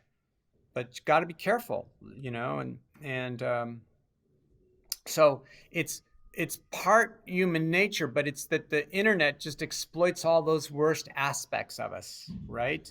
And then 2020 is lighter fluid on that, right? When everybody's stuck at home. I mean, my mom, for instance, is alone, right? And she has called me a reasonable amount of times, more depressed than normal, right? I shouldn't say more depressed than normal because she's found happiness over the last couple of years, but the 2020 has been really difficult on her. And I think part of the reason is there's no one to talk to, there's nowhere to go to, or there hasn't been. Now that things are opening, maybe that's changing, right? So I think she gets on Instagram, and then it's like, why is everybody else's life so great and mine isn't good? That's like, oh no, that like, so to which I tell her, Mom, I promise the one picture that you see of the three kids smiling is representative of that 1 second of the day. Yes. We didn't post the other 23 hours that totally sucked. Yeah. I mean, I shouldn't say that, but it is. Yeah. There is some truth to that, right? And so it's such a distortion, right? We don't present to the world, all our flaws and things, right? And we try to put the best face on things, like I'm going to shave before this. I'm not going to show up totally, I'm not going to comb my hair, but I'll make certain. I could have shaved, so I didn't know how I didn't feel great when you used that. My apologies. No, you look totally clean shaven. I wouldn't know. Anyway, but that's the world we're in, and it's a which brings us back to the great game, Yeah. right? And really, it was about 4 years ago that I had this revelation about people. I mean, it's like I discovered them, like, whoa, because I'd always been an introvert my whole life, right? And succeeded because of my ideas, right? A thinker. And and and then I had an epiphany. I don't even know, it wasn't for any particular reason. And I just went, wow, there are people in this world, right? I could have a lot of fun, right? And then I set about just to having fun, and went about it with the same zeal that I would attack, ideas. But now, oh, let's have fun with people. And if you think about it, really the key to life is are others, and the key to succeeding is enrolling others, right? Is to have a positive, compelling view of the future, vision of the future. I say a vision, like where you can paint with pictures. This is what I want to do. And other people, whether it's an individual in the case of a marriage, or investors go, yeah, I want a piece of that vision. I want in on that. And that's really, so, with your mom, and the thing is to be engaged with others, right? And not observe them via Instagram, because you're just going to feel more isolated, right? But really be engaged. So I had listened to you say that, and one of the things that I wrote down when I've heard you speak about this, I said, what is this podcast? Because I've been trying to figure out, what do I want to do with the podcast? Do I want like a business out of this and whatnot? And what I really figured out is I am at my happiest when you and I are roughly 40 minutes into a conversation, because I think that's when conversations really get flowing, until the conversation ends. When I am like truly focused on what you're saying and we're connecting as humans, that's when I'm at my happiest. When I start to think about like, well, what are the numbers of the podcast doing? Or should I be focusing on ads down the road? Or why should I be doing this? Like, the funny thing about all of those questions is much of that is actually like insecurity driven, right? I have this incredible thing that I'm building that people are enjoying a lot and is doing way better than I ever thought would, right? But there's an insecurity part of me, and I think some of it comes from the fact that I inherited what I have, that like I'm not worthy of it, right? That I feel like, well, if I can just turn on a revenue machine here, then like no one can take that from me. And ironically, I think that thought, which comes from insecurity, could cause me to ruin what I'm building that I love, that's great. So I have just said, like, screw all that insecurity stuff. I'm going to just have fun with this and work on delighting guests. Right. So exactly right. That's the great game, right? That's what you do. So you focus. So you mentioned insecurity, and Michael Jordan once said that he never once in his whole life, his career, thought about missing a shot. Never once. Never even occurred to him. Why? Because his attention was solely focused on what he had to do to make the shot. Now, once the ball left his fingertips, it's out of his hands now, literally out of his hands, and it'll either go in or it won't. At that point, it's outside his right, and so your attention should only be on one of two places, right? It should either be on the task at hand or the person in front of you, right? If you're with others, like right now, my attention is totally on you, and the conversation we're having, right? And so I'm not thinking, oh, did I, is there food between my teeth? Is that, what's he think of me? Did I like that? What's going on? Because my attention is totally on you and the conversation, right? And so there's no room for insecurity. There's no room for confidence either. Like it's just, you should be so immersed in what you're doing that you just takes over. It's just the joy of it. And then from that, you'll create magic and incredible things. And then you'll create that success, but it's not going to happen if you're like worried about it, right? Because then your attention is elsewhere, right? And so again, insecurity or any negative emotion, it's just like, oh, self-doubt, whatever. Really, all those negative emotions always involve yourself. Yeah. So Yeah. the immediate, Focus on me is where all my bad decisions in life have ever come from. there you go. And of course, you want to think about yourself. Mm-hmm. Of course, like I'm not saying you'd be. Of course, you got to think about yourself, but the to succeed in life, it's all about connecting with others, and even your own the well-being of an individual comes from getting outside yourself. You know, the word ecstasy literally means to be outside of yourself, Hmm. and and to the word enthusiasm comes from the ancient Greek, meaning to be filled with God. To just right, you're caught up in whatever it is you're doing. And again, if I'm alone, my attention is totally on the task at hand. By the way, the task it might be just like I'm just goofing, like I'm just reading a book or daydreaming. Yeah, but But it's enjoying the moment that you have, whatever that moment is. whatever that moment is, and as soon as someone's in my presence, my attention is totally on them, or they don't deserve to be in my presence. I don't mean deserve to be in my presence. Otherwise, I shouldn't Yeah. be in their presence, right? I should be. If I want to be introverted, oh, okay, be introverted. Go back home, Adam. And there are times when I do want to go back home. But if someone's in my environment, doesn't matter who it is, they will have my full attention. And always, if I get into an elevator with a stranger, they got my full attention. Because I also know that that's where magic is, and that's it's just fun. Better way to be. And I was driving yesterday. You're just like triggering this thought, and the music was off, and my kid was talking to me, and I realized that I hadn't been present as a dad in long enough. Right? It had been something where if he walked into the kitchen in the morning, maybe I was, messing around on Twitter or some garbage like that, right? And he was saying things that like he was struggling in school, and it was something that I didn't even realize was going on.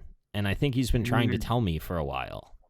And it was a lack of presence, and we've had like a couple moments over the last 2 weeks where I've been like, wow, I've got this really beautiful child here that I probably have underserved my attention to, and that's a shame. Shows what a great dad you are to realize that you haven't been a great dad. Well, maybe. And I'm just teasing you both, and that's really beautiful though to acknowledge, like, oh, I got this son. I remember, um, golly, it was hold on a sec. It was Father's Day, day before Father's Day, 2 years ago. So it was Saturday morning. Tomorrow's Sunday, right? And I saw a dad at a restaurant with his young son. He must have been 6, 2 of them. And I thought, oh, that's so sweet.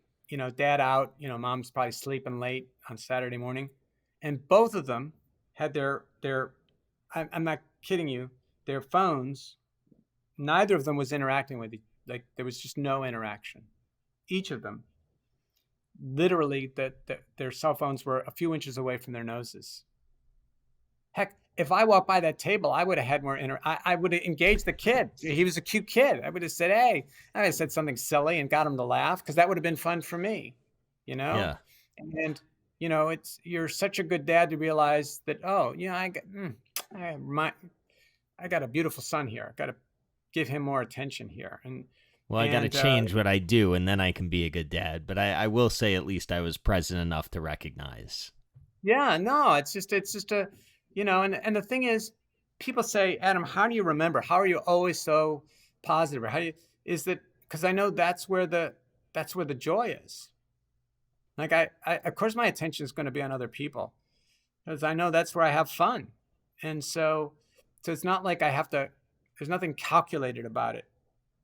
Right? It just, I know that's where the fun is. and I'm very much just in search of fun. So is Buffett. Right? Remember, it goes back to fun. You look at Yeah. anyone, Stevie Cohen with his Mets and his art and everything. Like, oh, he's just having a blast. I don't care who it is at the top of their game, they're having fun. And sure, a lot of hard work to get there, but it's ultimately you got to be having a blast. Otherwise, do something else. Yeah, well, you only get one life, right? Uh, Maybe. yeah, oh, maybe, It depends on right? yeah. Maybe not.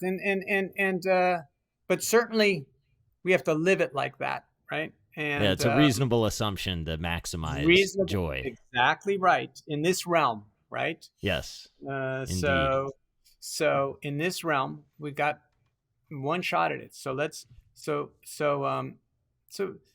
really, ultimately what it comes back to is, people always want like how-to books, like how do I do something, right? Like little techniquey things. It's really just a question of embodying who do you want to be? How do you want to be in the world?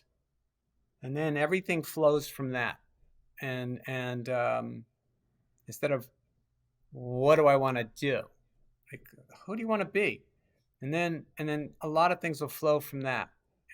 It's I think it's really much simpler life ultimately than as you get older, you realize more and more, wow, it's really so simple. But you had to go through years to realize, oh, it actually is pretty damn simple. Like have fun, engage others, stick to what you're good at, right? I mean, it's really a few principles, really. You don't, and it doesn't, and yeah, so that's, and we're in it together, right? It doesn't, even when you're investing and trading and everything, you got to be connected to a larger purpose, right? And see, you've gone through those questions, which is really beautiful. A lot of people, like, who am I in the world, right? And so you've been on a personal odyssey, and you're sharing it with others, and that's really very beautiful and good, and that's really great. And everyone should do that. Connect to a mission.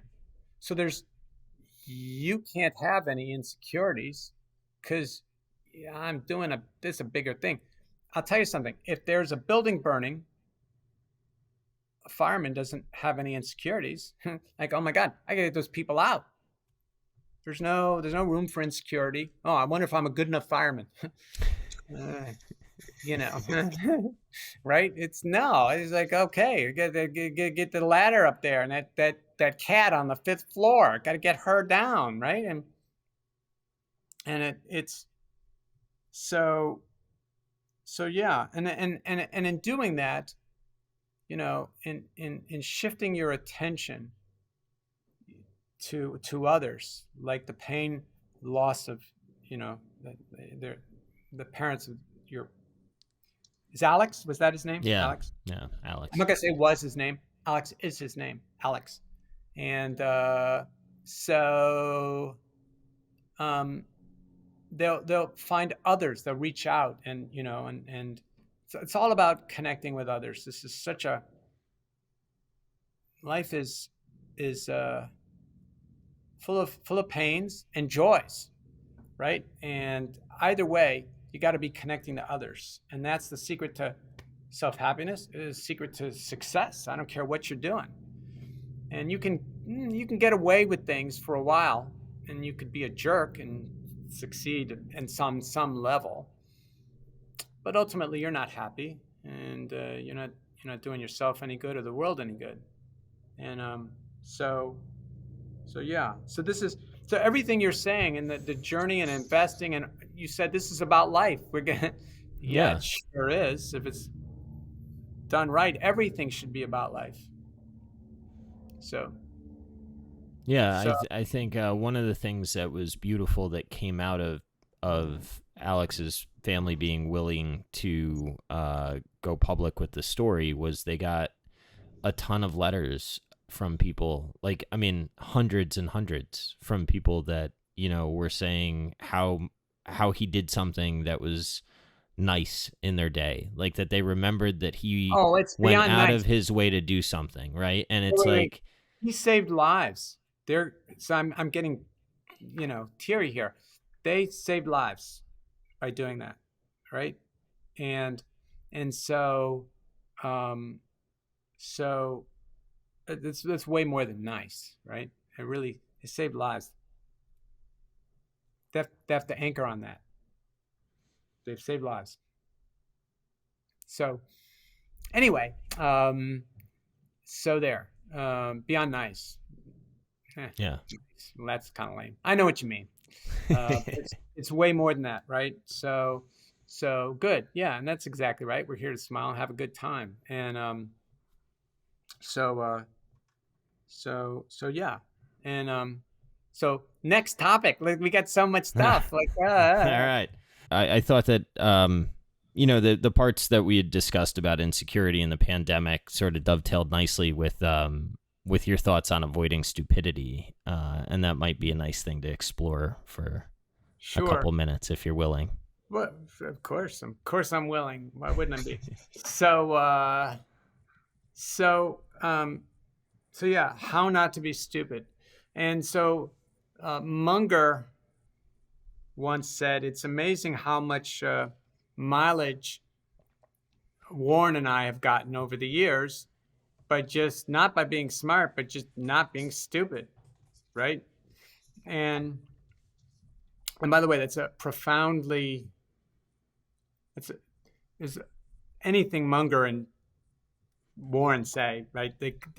You got to really dive deep. It's not on the surface, right? So when Buffett says rule number one in investing, never lose money, really you could write books on that, just on that one thought right there, right? And which brings me to, I think, possibly my favorite quote of all time, and it's Munger's. He said, take a simple idea and take it seriously.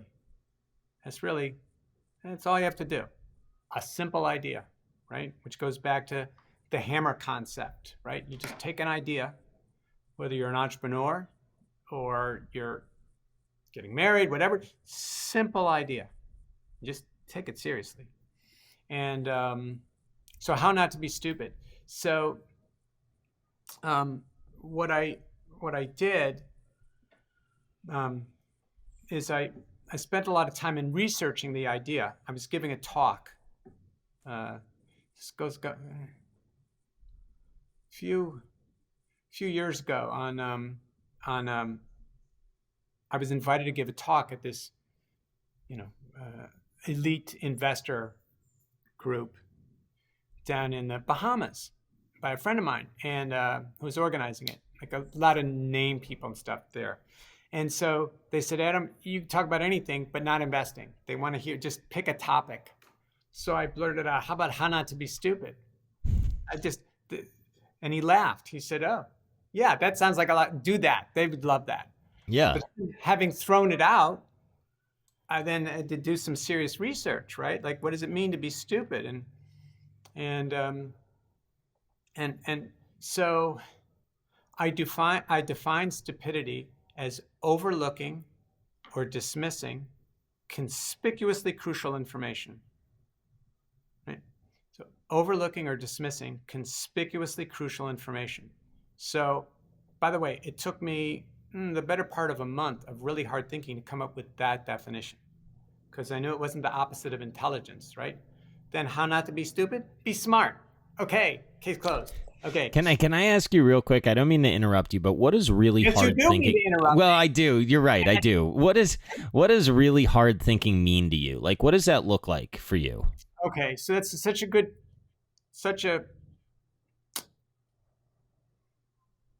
so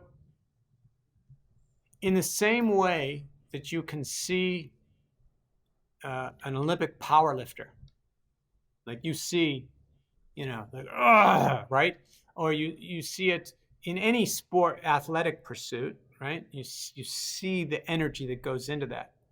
You can put that energy into thinking, right? And it's so another one of my favorite quotes was by the physicist Niels Bohr, right? One of the great titans of the last century, easily Einstein's peer. And Bohr was chastising a younger colleague, and he said, no, you're not thinking, you're just being logical. Like, whoa, oh man. Like, so hard thinking is really hard to say. It's a full frontal assault. Like, and you have to analyze everything, especially around definitions. And it transcends logical thought. And I've spoken about this elsewhere. Key insights, truth, whether it's insight about a relationship or an insight about the world, on a personal level, or even on a scientific discovery level, on any kind of level, always comes about not logically. It pops into our head, and then afterwards we can figure out the logic of it, but it didn't arrive logically, right? And so a lot of it, and I've spoken about this other times, everyone can, we think about training. We think about training our body, right? About anything, or we could think about training our mind, but also you can train your unconscious, right? You can really learn to use that. And so hard thinking, boy, it's not like a definition of it, but you'll recognize it. And a lot of it, by the way, is just waiting for something to become clear, right? So you attack things logically as much as you can, and then all of a sudden, boom, you get an insight, and you go, oh, but it doesn't seem to come by logical process. You know, a lot of it is just gifts from heaven, right? From God. And so, or the universe, however, in someone's cosmology they want to put it. So anyway, back to hard thinking, and I came up with that definition. So overlooking or dismissing conspicuously crucial information. So this is the key insight. In other words, it's crucial information, so you got to pay attention to it. And it's conspicuous, so it's like literally in front of your nose. And either you look at it and go, whatever, or you don't notice it. And when certain conditions are in play, you're literally blind, but you don't realize that you're blind. You're literally blind. And so I isolated 7 factors. And these are the 7 factors in no particular order. Information overload, a feeling of urgency, rushing, right? That doesn't have to be urgency in a bad way. It could be like, oh, I can't wait, I'm going to a party, right? But a feeling of urgency is another. Being outside your normal environment is another. Being in the presence of a large group, that's another. Being in the presence of an authority, or if you yourself are the authority, you're in big trouble, because you're smart about that, but you're blind actually about a lot of things around you. Any activity that requires an intense amount of focus. And there's one more. Oh, physical or emotional compromise.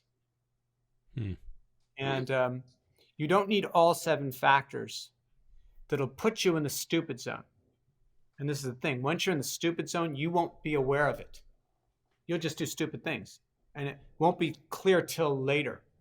And then afterwards, how many times have we ever, we look back at something, what were we thinking? Well, we were in the stupid zone then, but now we're not. Which is why when we see other people do things, they're in the stupid zone, but we're not. So we look at them and go, I would never do anything like that.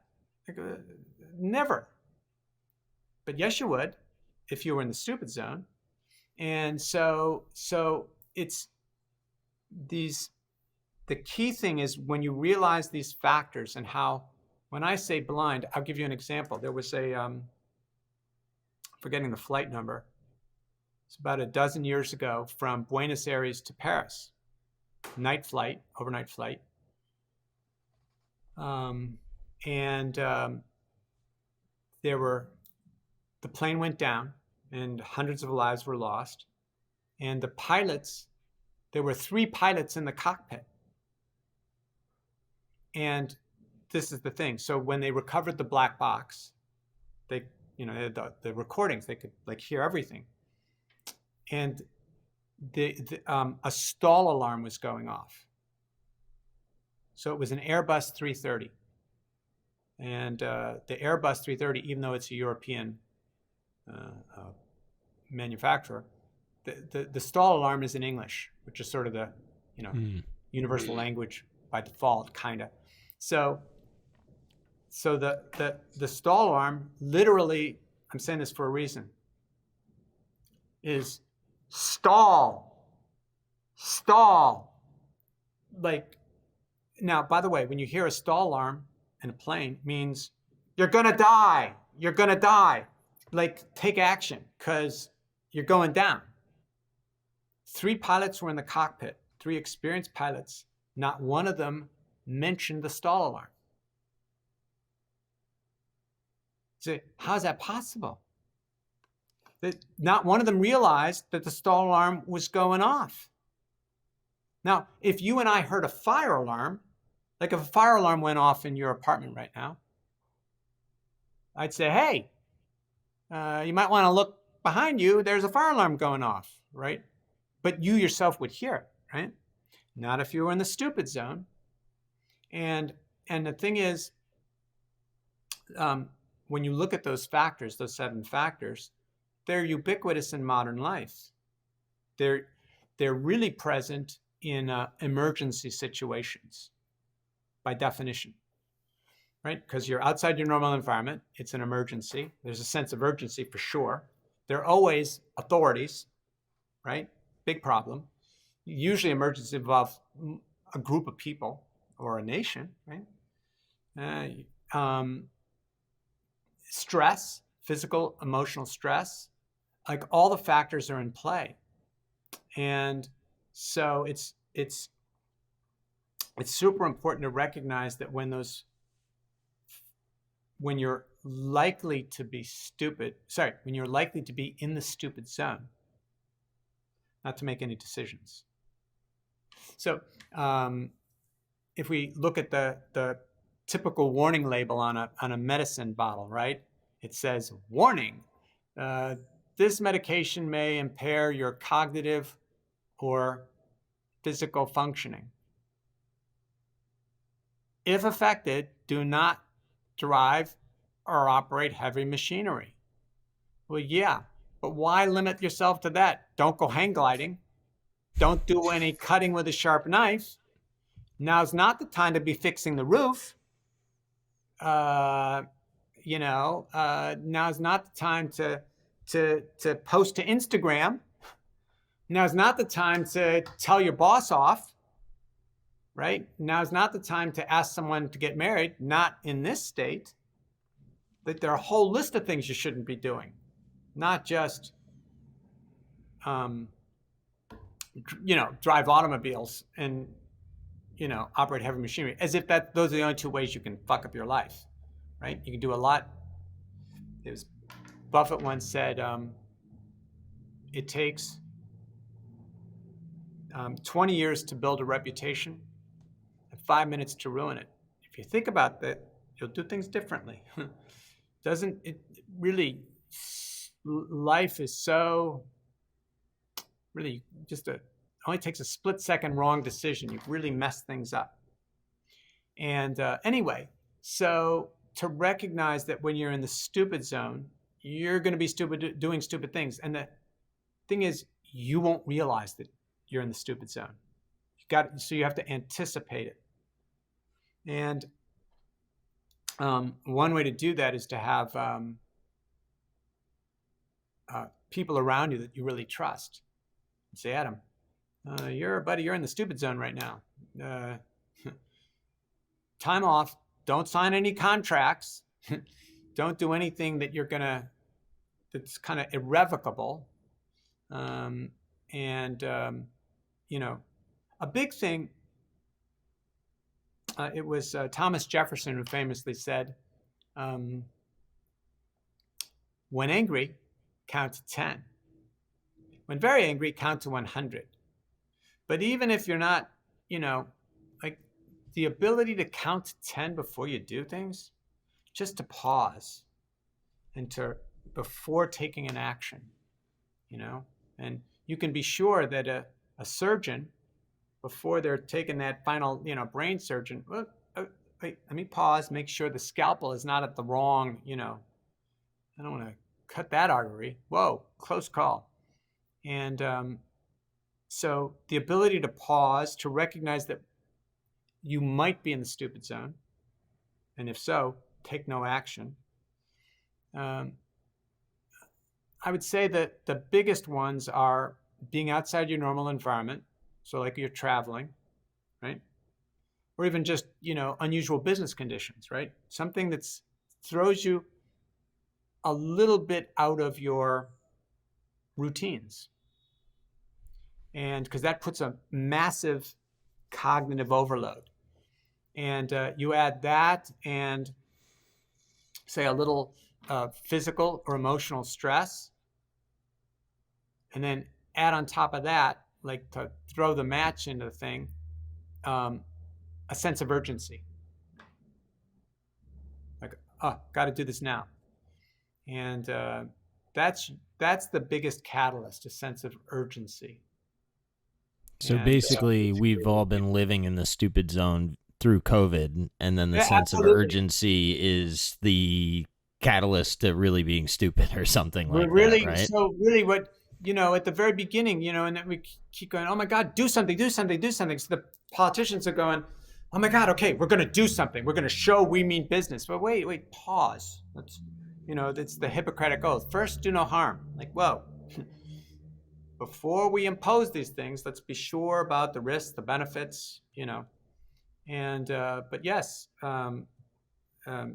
we've all been in the stupid zone, and you need to be able to step outside.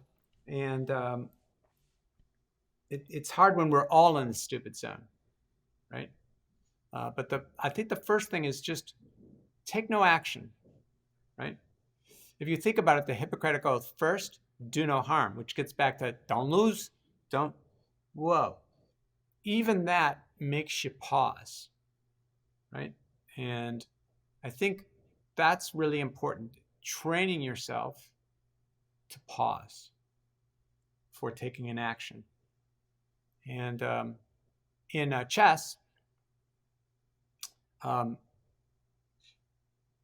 it's amazing that you'll find world champions, mind you, making blunders that ranked beginners wouldn't make. You go, how the hell did they do that? He's the champion of the world. How could they have missed that? It's so obvious because they were in the stupid zone, right?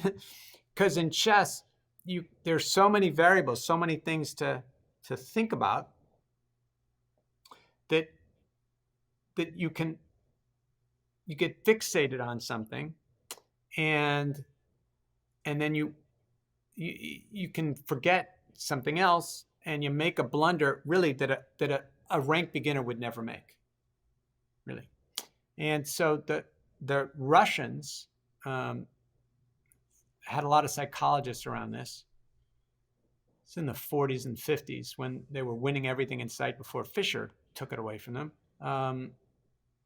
Is they developed the following technique, which I think is a good one, is before you make a move, because once you make the move, you can't take it back.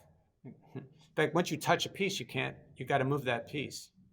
So think about the move you're going to make, do all the analysis, and then before you make the move, write the move down on your score sheet, and then look at the position one last time.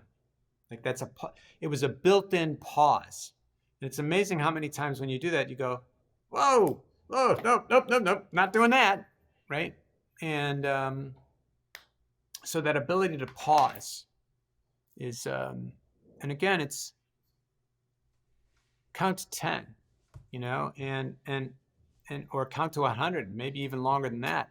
You know what? I'm going to have to sleep on this. And beware of anyone that forces you to make a decision quickly, right?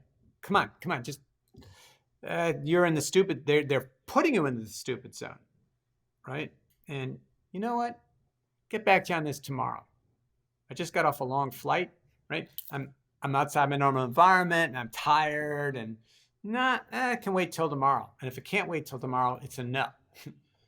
But yeah, to train yourself to do that. It's really, I say train in the same way that we mentioned Bruce Lee. One of the most important abilities to master is the ability to remain calm. That's not something you can summon on demand. Like, okay, I'll be calm. Whenever I have to be, I'll be calm. No, no, you have to train yourself. It's so hard. And so stupidity is to recognize when one or more of those factors are in play. I mean, it's actually a very deep topic, and I could go into it, but that's the key thing, is to recognize that someone in the stupid zone will do stupid things. And I can't remember whether I finished the thought on that flight, but 3 pilots, the stall arm was going, stall, stall, stall, and the plane went down. Not one of the pilots said, hey, Charlie, we're going down. Like, they knew something was off, but they didn't know they were actually crashing. Even though the alarm was as clear as day, stall, not one of them, 3 pilots, 3 experienced pilots mentioned it. It's got to be some sort of combination of groupthink and deferring to some authority, right? Well, you're very insightful. It's part of that, right? But it doesn't so much matter. It's just that when those factors are present, you're going to be blind. The greatest air disaster the most tragic ever was in Tenerife, some islands off the coast of Spain, and 576 people died on the ground. 2 planes collided on the ground. Wait, it gets better than that. Daylight. Exactly. How does that happen? Exactly right. Because the pilot of one of the planes was in the stupid zone. And all the factors are present. And I wrote about that in the book. And again, the key thing is this, because when you hear about that, you'd say, how is that possible? Or I would never do something like that. Surely I would have heard, but no. The real takeaway is, in certain situations, when the conditions are present, and these, by the way, are pretty easy conditions to get to in modern life, right? Information overload, intense focus on something, where everyone's always in a sense of like, oh, gotta do this right now. You're already in the stupid zone, and you're going to be doing stupid things. It's really, there's so many built-in redundancies that save us. We don't realize, but they've saved us, so that's so don't worry so much about the why. Just recognize that when those conditions are present, it's, again, 2 planes collided on the ground in the daytime. Nearly 600 lives were lost. How the heck? Like, you can see like in traffic, like two cars dinging each other, but 2 planes colliding. That takes a lot of effort in the daytime, on the ground, Yeah, that's amazing. not in the air. Yeah, but that's how powerful these factors are once you're in the stupid zone. You just and again, they affect us all, right? It's just most of the time we're not flying planes. We don't, right? We don't have to deal with that, or even taxiing planes. Most of the time, the decisions we make, there's not a lot riding on any one of them, right? It's not often we get into those. But an investment decision, for example, like, got to be really careful, because around investing, same thing. You're dealing with a lot of information overload. You got to, which is why it's really important that you have a process. So you could be in the stupid zone, but the process is going to save you. Like, okay, I worked out all the parameters here.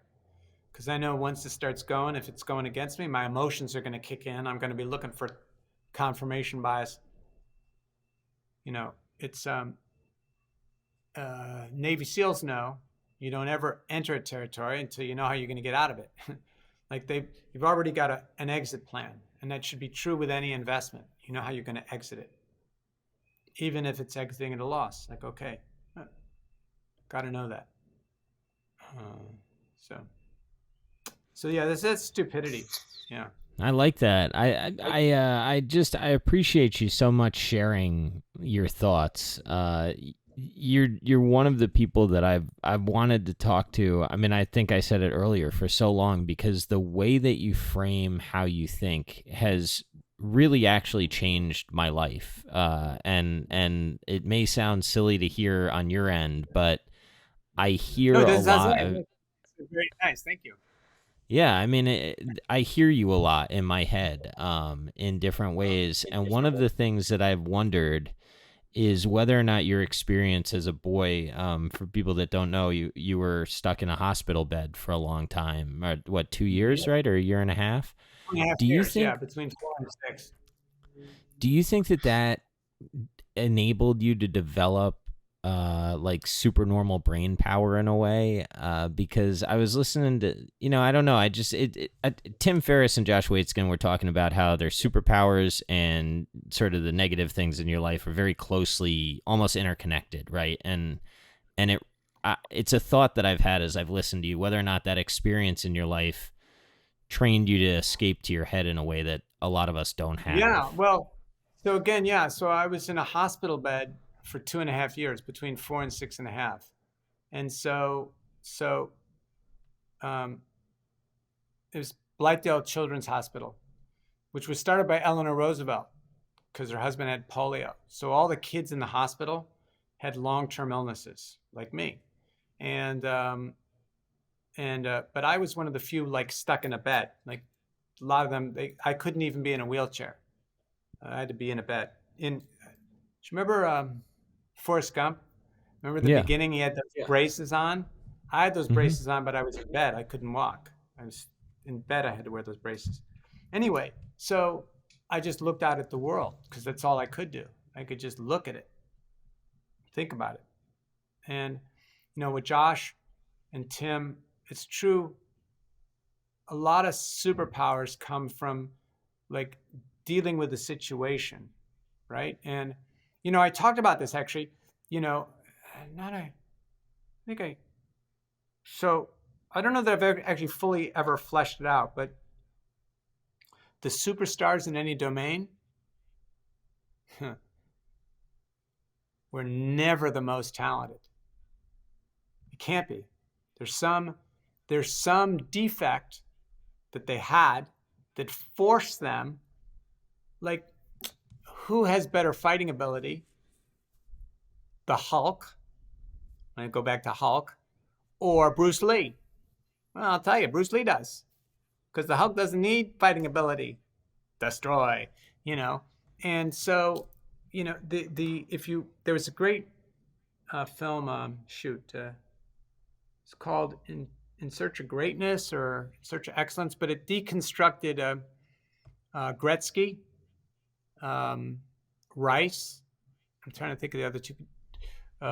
Michael Jordan, a couple other people, and all of them, their abilities were dealing with things that were actual weaknesses. So, for example, Wayne Gretzky, and few people have ever dominated a sport the way he did, right? And in the Oilers, now Gretzky was, I don't know, 6'1", 6'2", still a pretty strong guy to make it to the big leagues. Was the weakest guy on the team, and he knew starting off, there's no way I'm going to survive. Like I can't, my career, I'd be crushed. Like it's just too brutal. So he developed a style of play that involved avoiding contact with the others, like going behind the goal, like the goalies, and so his dealing with that, in other words, dealing with like I can't deal with the brutality of it, forced him to develop a skating style that was, it was the best, certainly one of the top 2 or 3 ever. And who was it? Remember this is before your time, but there was a guy, Dick Fosbury, who invented the Fosbury flop. And so the way high jumpers go over the bar now, they used not to do that. They used to go over it belly first. They'd go over, but Fosbury couldn't do that. He couldn't master it. So one day he decided, I'm just going to go over on my back, and then, set a world record because he couldn't do it the right way. And so your superpower, interestingly, can evolve out of a weakness, right? Or overcoming a weakness. And I couldn't interact with the world, but I could think about it. Okay, so that's what I'm going to do. And so Josh and Tim, you talk about that. A lot of times it comes from overcoming a weakness, or the weakness itself reveals like, oh, I gotta develop something, a workaround. And the workaround winds up like becoming your superpower. No one else can, I'm thinking Muggsy Bogues, right, who was 5'1" in the NBA. And so you'd think a lack of height would be a problem, but it wasn't, because it was a problem for the big players. Because oh my God, how am I going to deal with this guy? He's like going between our legs, And so what most people would perceive like, oh, you're 5'1", there's no way you're going to make it in the NBA. Like the average height is whatever. Okay, I'm not going to play that game. They're going to have to play my game, right? Now, he also developed, he was the best free throw shooter because he knew, okay, if they're going to foul me and foul me a lot. Yeah. Right, they're going to foul me a lot because I'm 5'1", they're going to stumble over me. And so he was the best free throw shooter, right? And so, yeah, a lot of it comes out of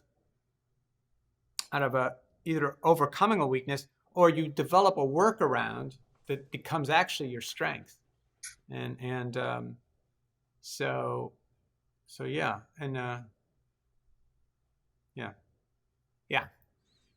Well, I'm glad that you developed it, because I don't know, I had alluded to some of my personal, I guess growing up, right? And I had it better than many, but I've had a fair amount to deal with, and some people have said, like they think that I have higher, like a very high EQ, right? Would probably be my superpower, and I think that without what I dealt with, it would have been impossible to develop. And the other way that I learned to cope with some of that stuff was to talk about it. Like I didn't know how to deal with a lot of the pain keeping it in. And it turns out that I think what a lot of people like what I'm doing is I talk about some of the parts of life that other people are maybe not willing to talk about, that are in the industry, or it's uncomfortable or something like that.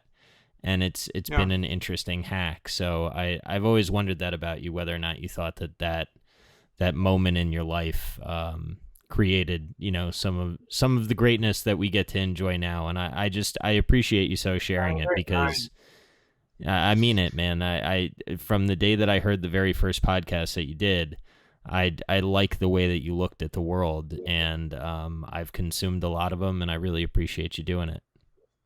Well, and so you're doing the same, right? And it's all about connecting with others and passing on what we've learned, and you still got lots of learning, and I do too. Wow, I really, in the last year, it uh, even just in the last year, I look back and I go, wow, I was a rank beginner last year, and I thought, wow. The final thought: one of the greatest directors of all time, the Japanese director Kurosawa, at the age of something like 82 or 83, was accepting an Oscar from his two biggest fans, George Lucas and Steven Spielberg. Right? They were awestruck. Right? And so he's accepting the award, but he said through a translator, he said, I do not feel I've earned this award. It's one of the greatest directors of all time. He said, I don't, because I'm just beginning to get the hang of my craft. Right? At 82, he's saying this. I'm just beginning to get the hang of it. And he said, but I'm going to accept this award as an inspiration to myself that one day I might, in fact, merit it. Because I'm just getting the hang of things. And What a wonderful outlook on life. Yeah, Right, and to it's say that really at that age. I mean, that's at that's that age, and amazing. I hope I say that. You will, and so yeah, you're still learning and sharing, and some like me, I learn all the time, and I go, oh, I was, my birthday's coming up. In fact, it's on Sunday, and I use birthdays as a time of reflection, like where I've been the last year, like kind of what milestones, what have I learned, mistakes have I made, and then think about the next year going forward, right? And so yeah, it's always a process of learning and synthesizing, and just like Kurosawa, right? Just like, one day I'm going to get the hang of this, and so yeah, life, it's always just a never-ending journey. You're always learning. Even Buffett and Munger, like they learn stuff, that's all they do. And you're quite right. It's not that they spend all their time, pouring over 10Ks, but they are looking for ideas, and new insights and stuff. They do spend all their time thinking and reading. Yeah, that has been I think one of the differences between, I mean, there's miles difference between me and them, but one of the differences is I consume via audio a lot, but I am always constantly trying to find ideas. And I guess what I'm saying to you in different ways is you have planted more ideas in my brain that I've heard it, and it just like something has clicked. So I just can't, Good. I mean, I've thanked you. I mean it. And I had you on the podcast, and I'm just so thankful that you said yes and came on. And I hope that I can add some. Yeah, well, I hope that I delighted you a little bit. I wanted to have a conversation that you would enjoy. And I know that I had one that I enjoyed. So thank you. No, really, I thank you for the candor and sharing that you did, and for the work that you're doing. It's really important. And because the journey that you're on is one that a lot of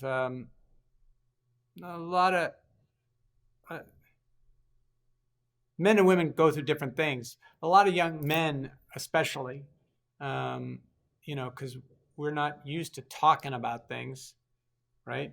And we think, oh well, we shouldn't. that's a sign of weakness, or I shouldn't be feeling that, right?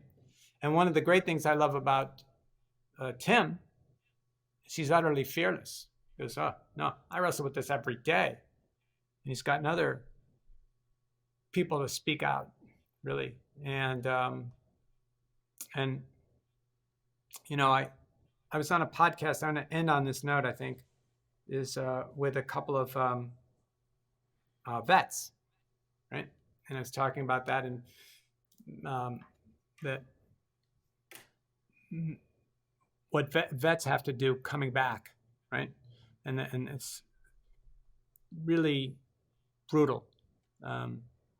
First, even going into the military, and the what has to go on to become a soldier is brutalizing, right? And of course, battle is even more so. And you have veterans dealing with incredible mental health issues. We all do, especially. And they said, you know, by the way, one of my friends, Stevie Cohen, right? He's gave $250 million to mental health for veterans, right? And it's such a key issue. And the reason I'm saying that is they said as soldiers, we're not used to asking for help, right? And I said, that's not true. In battle,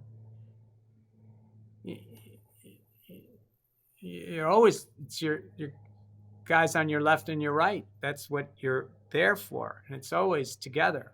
And I said, when you're battling mental health issues, think of it like that.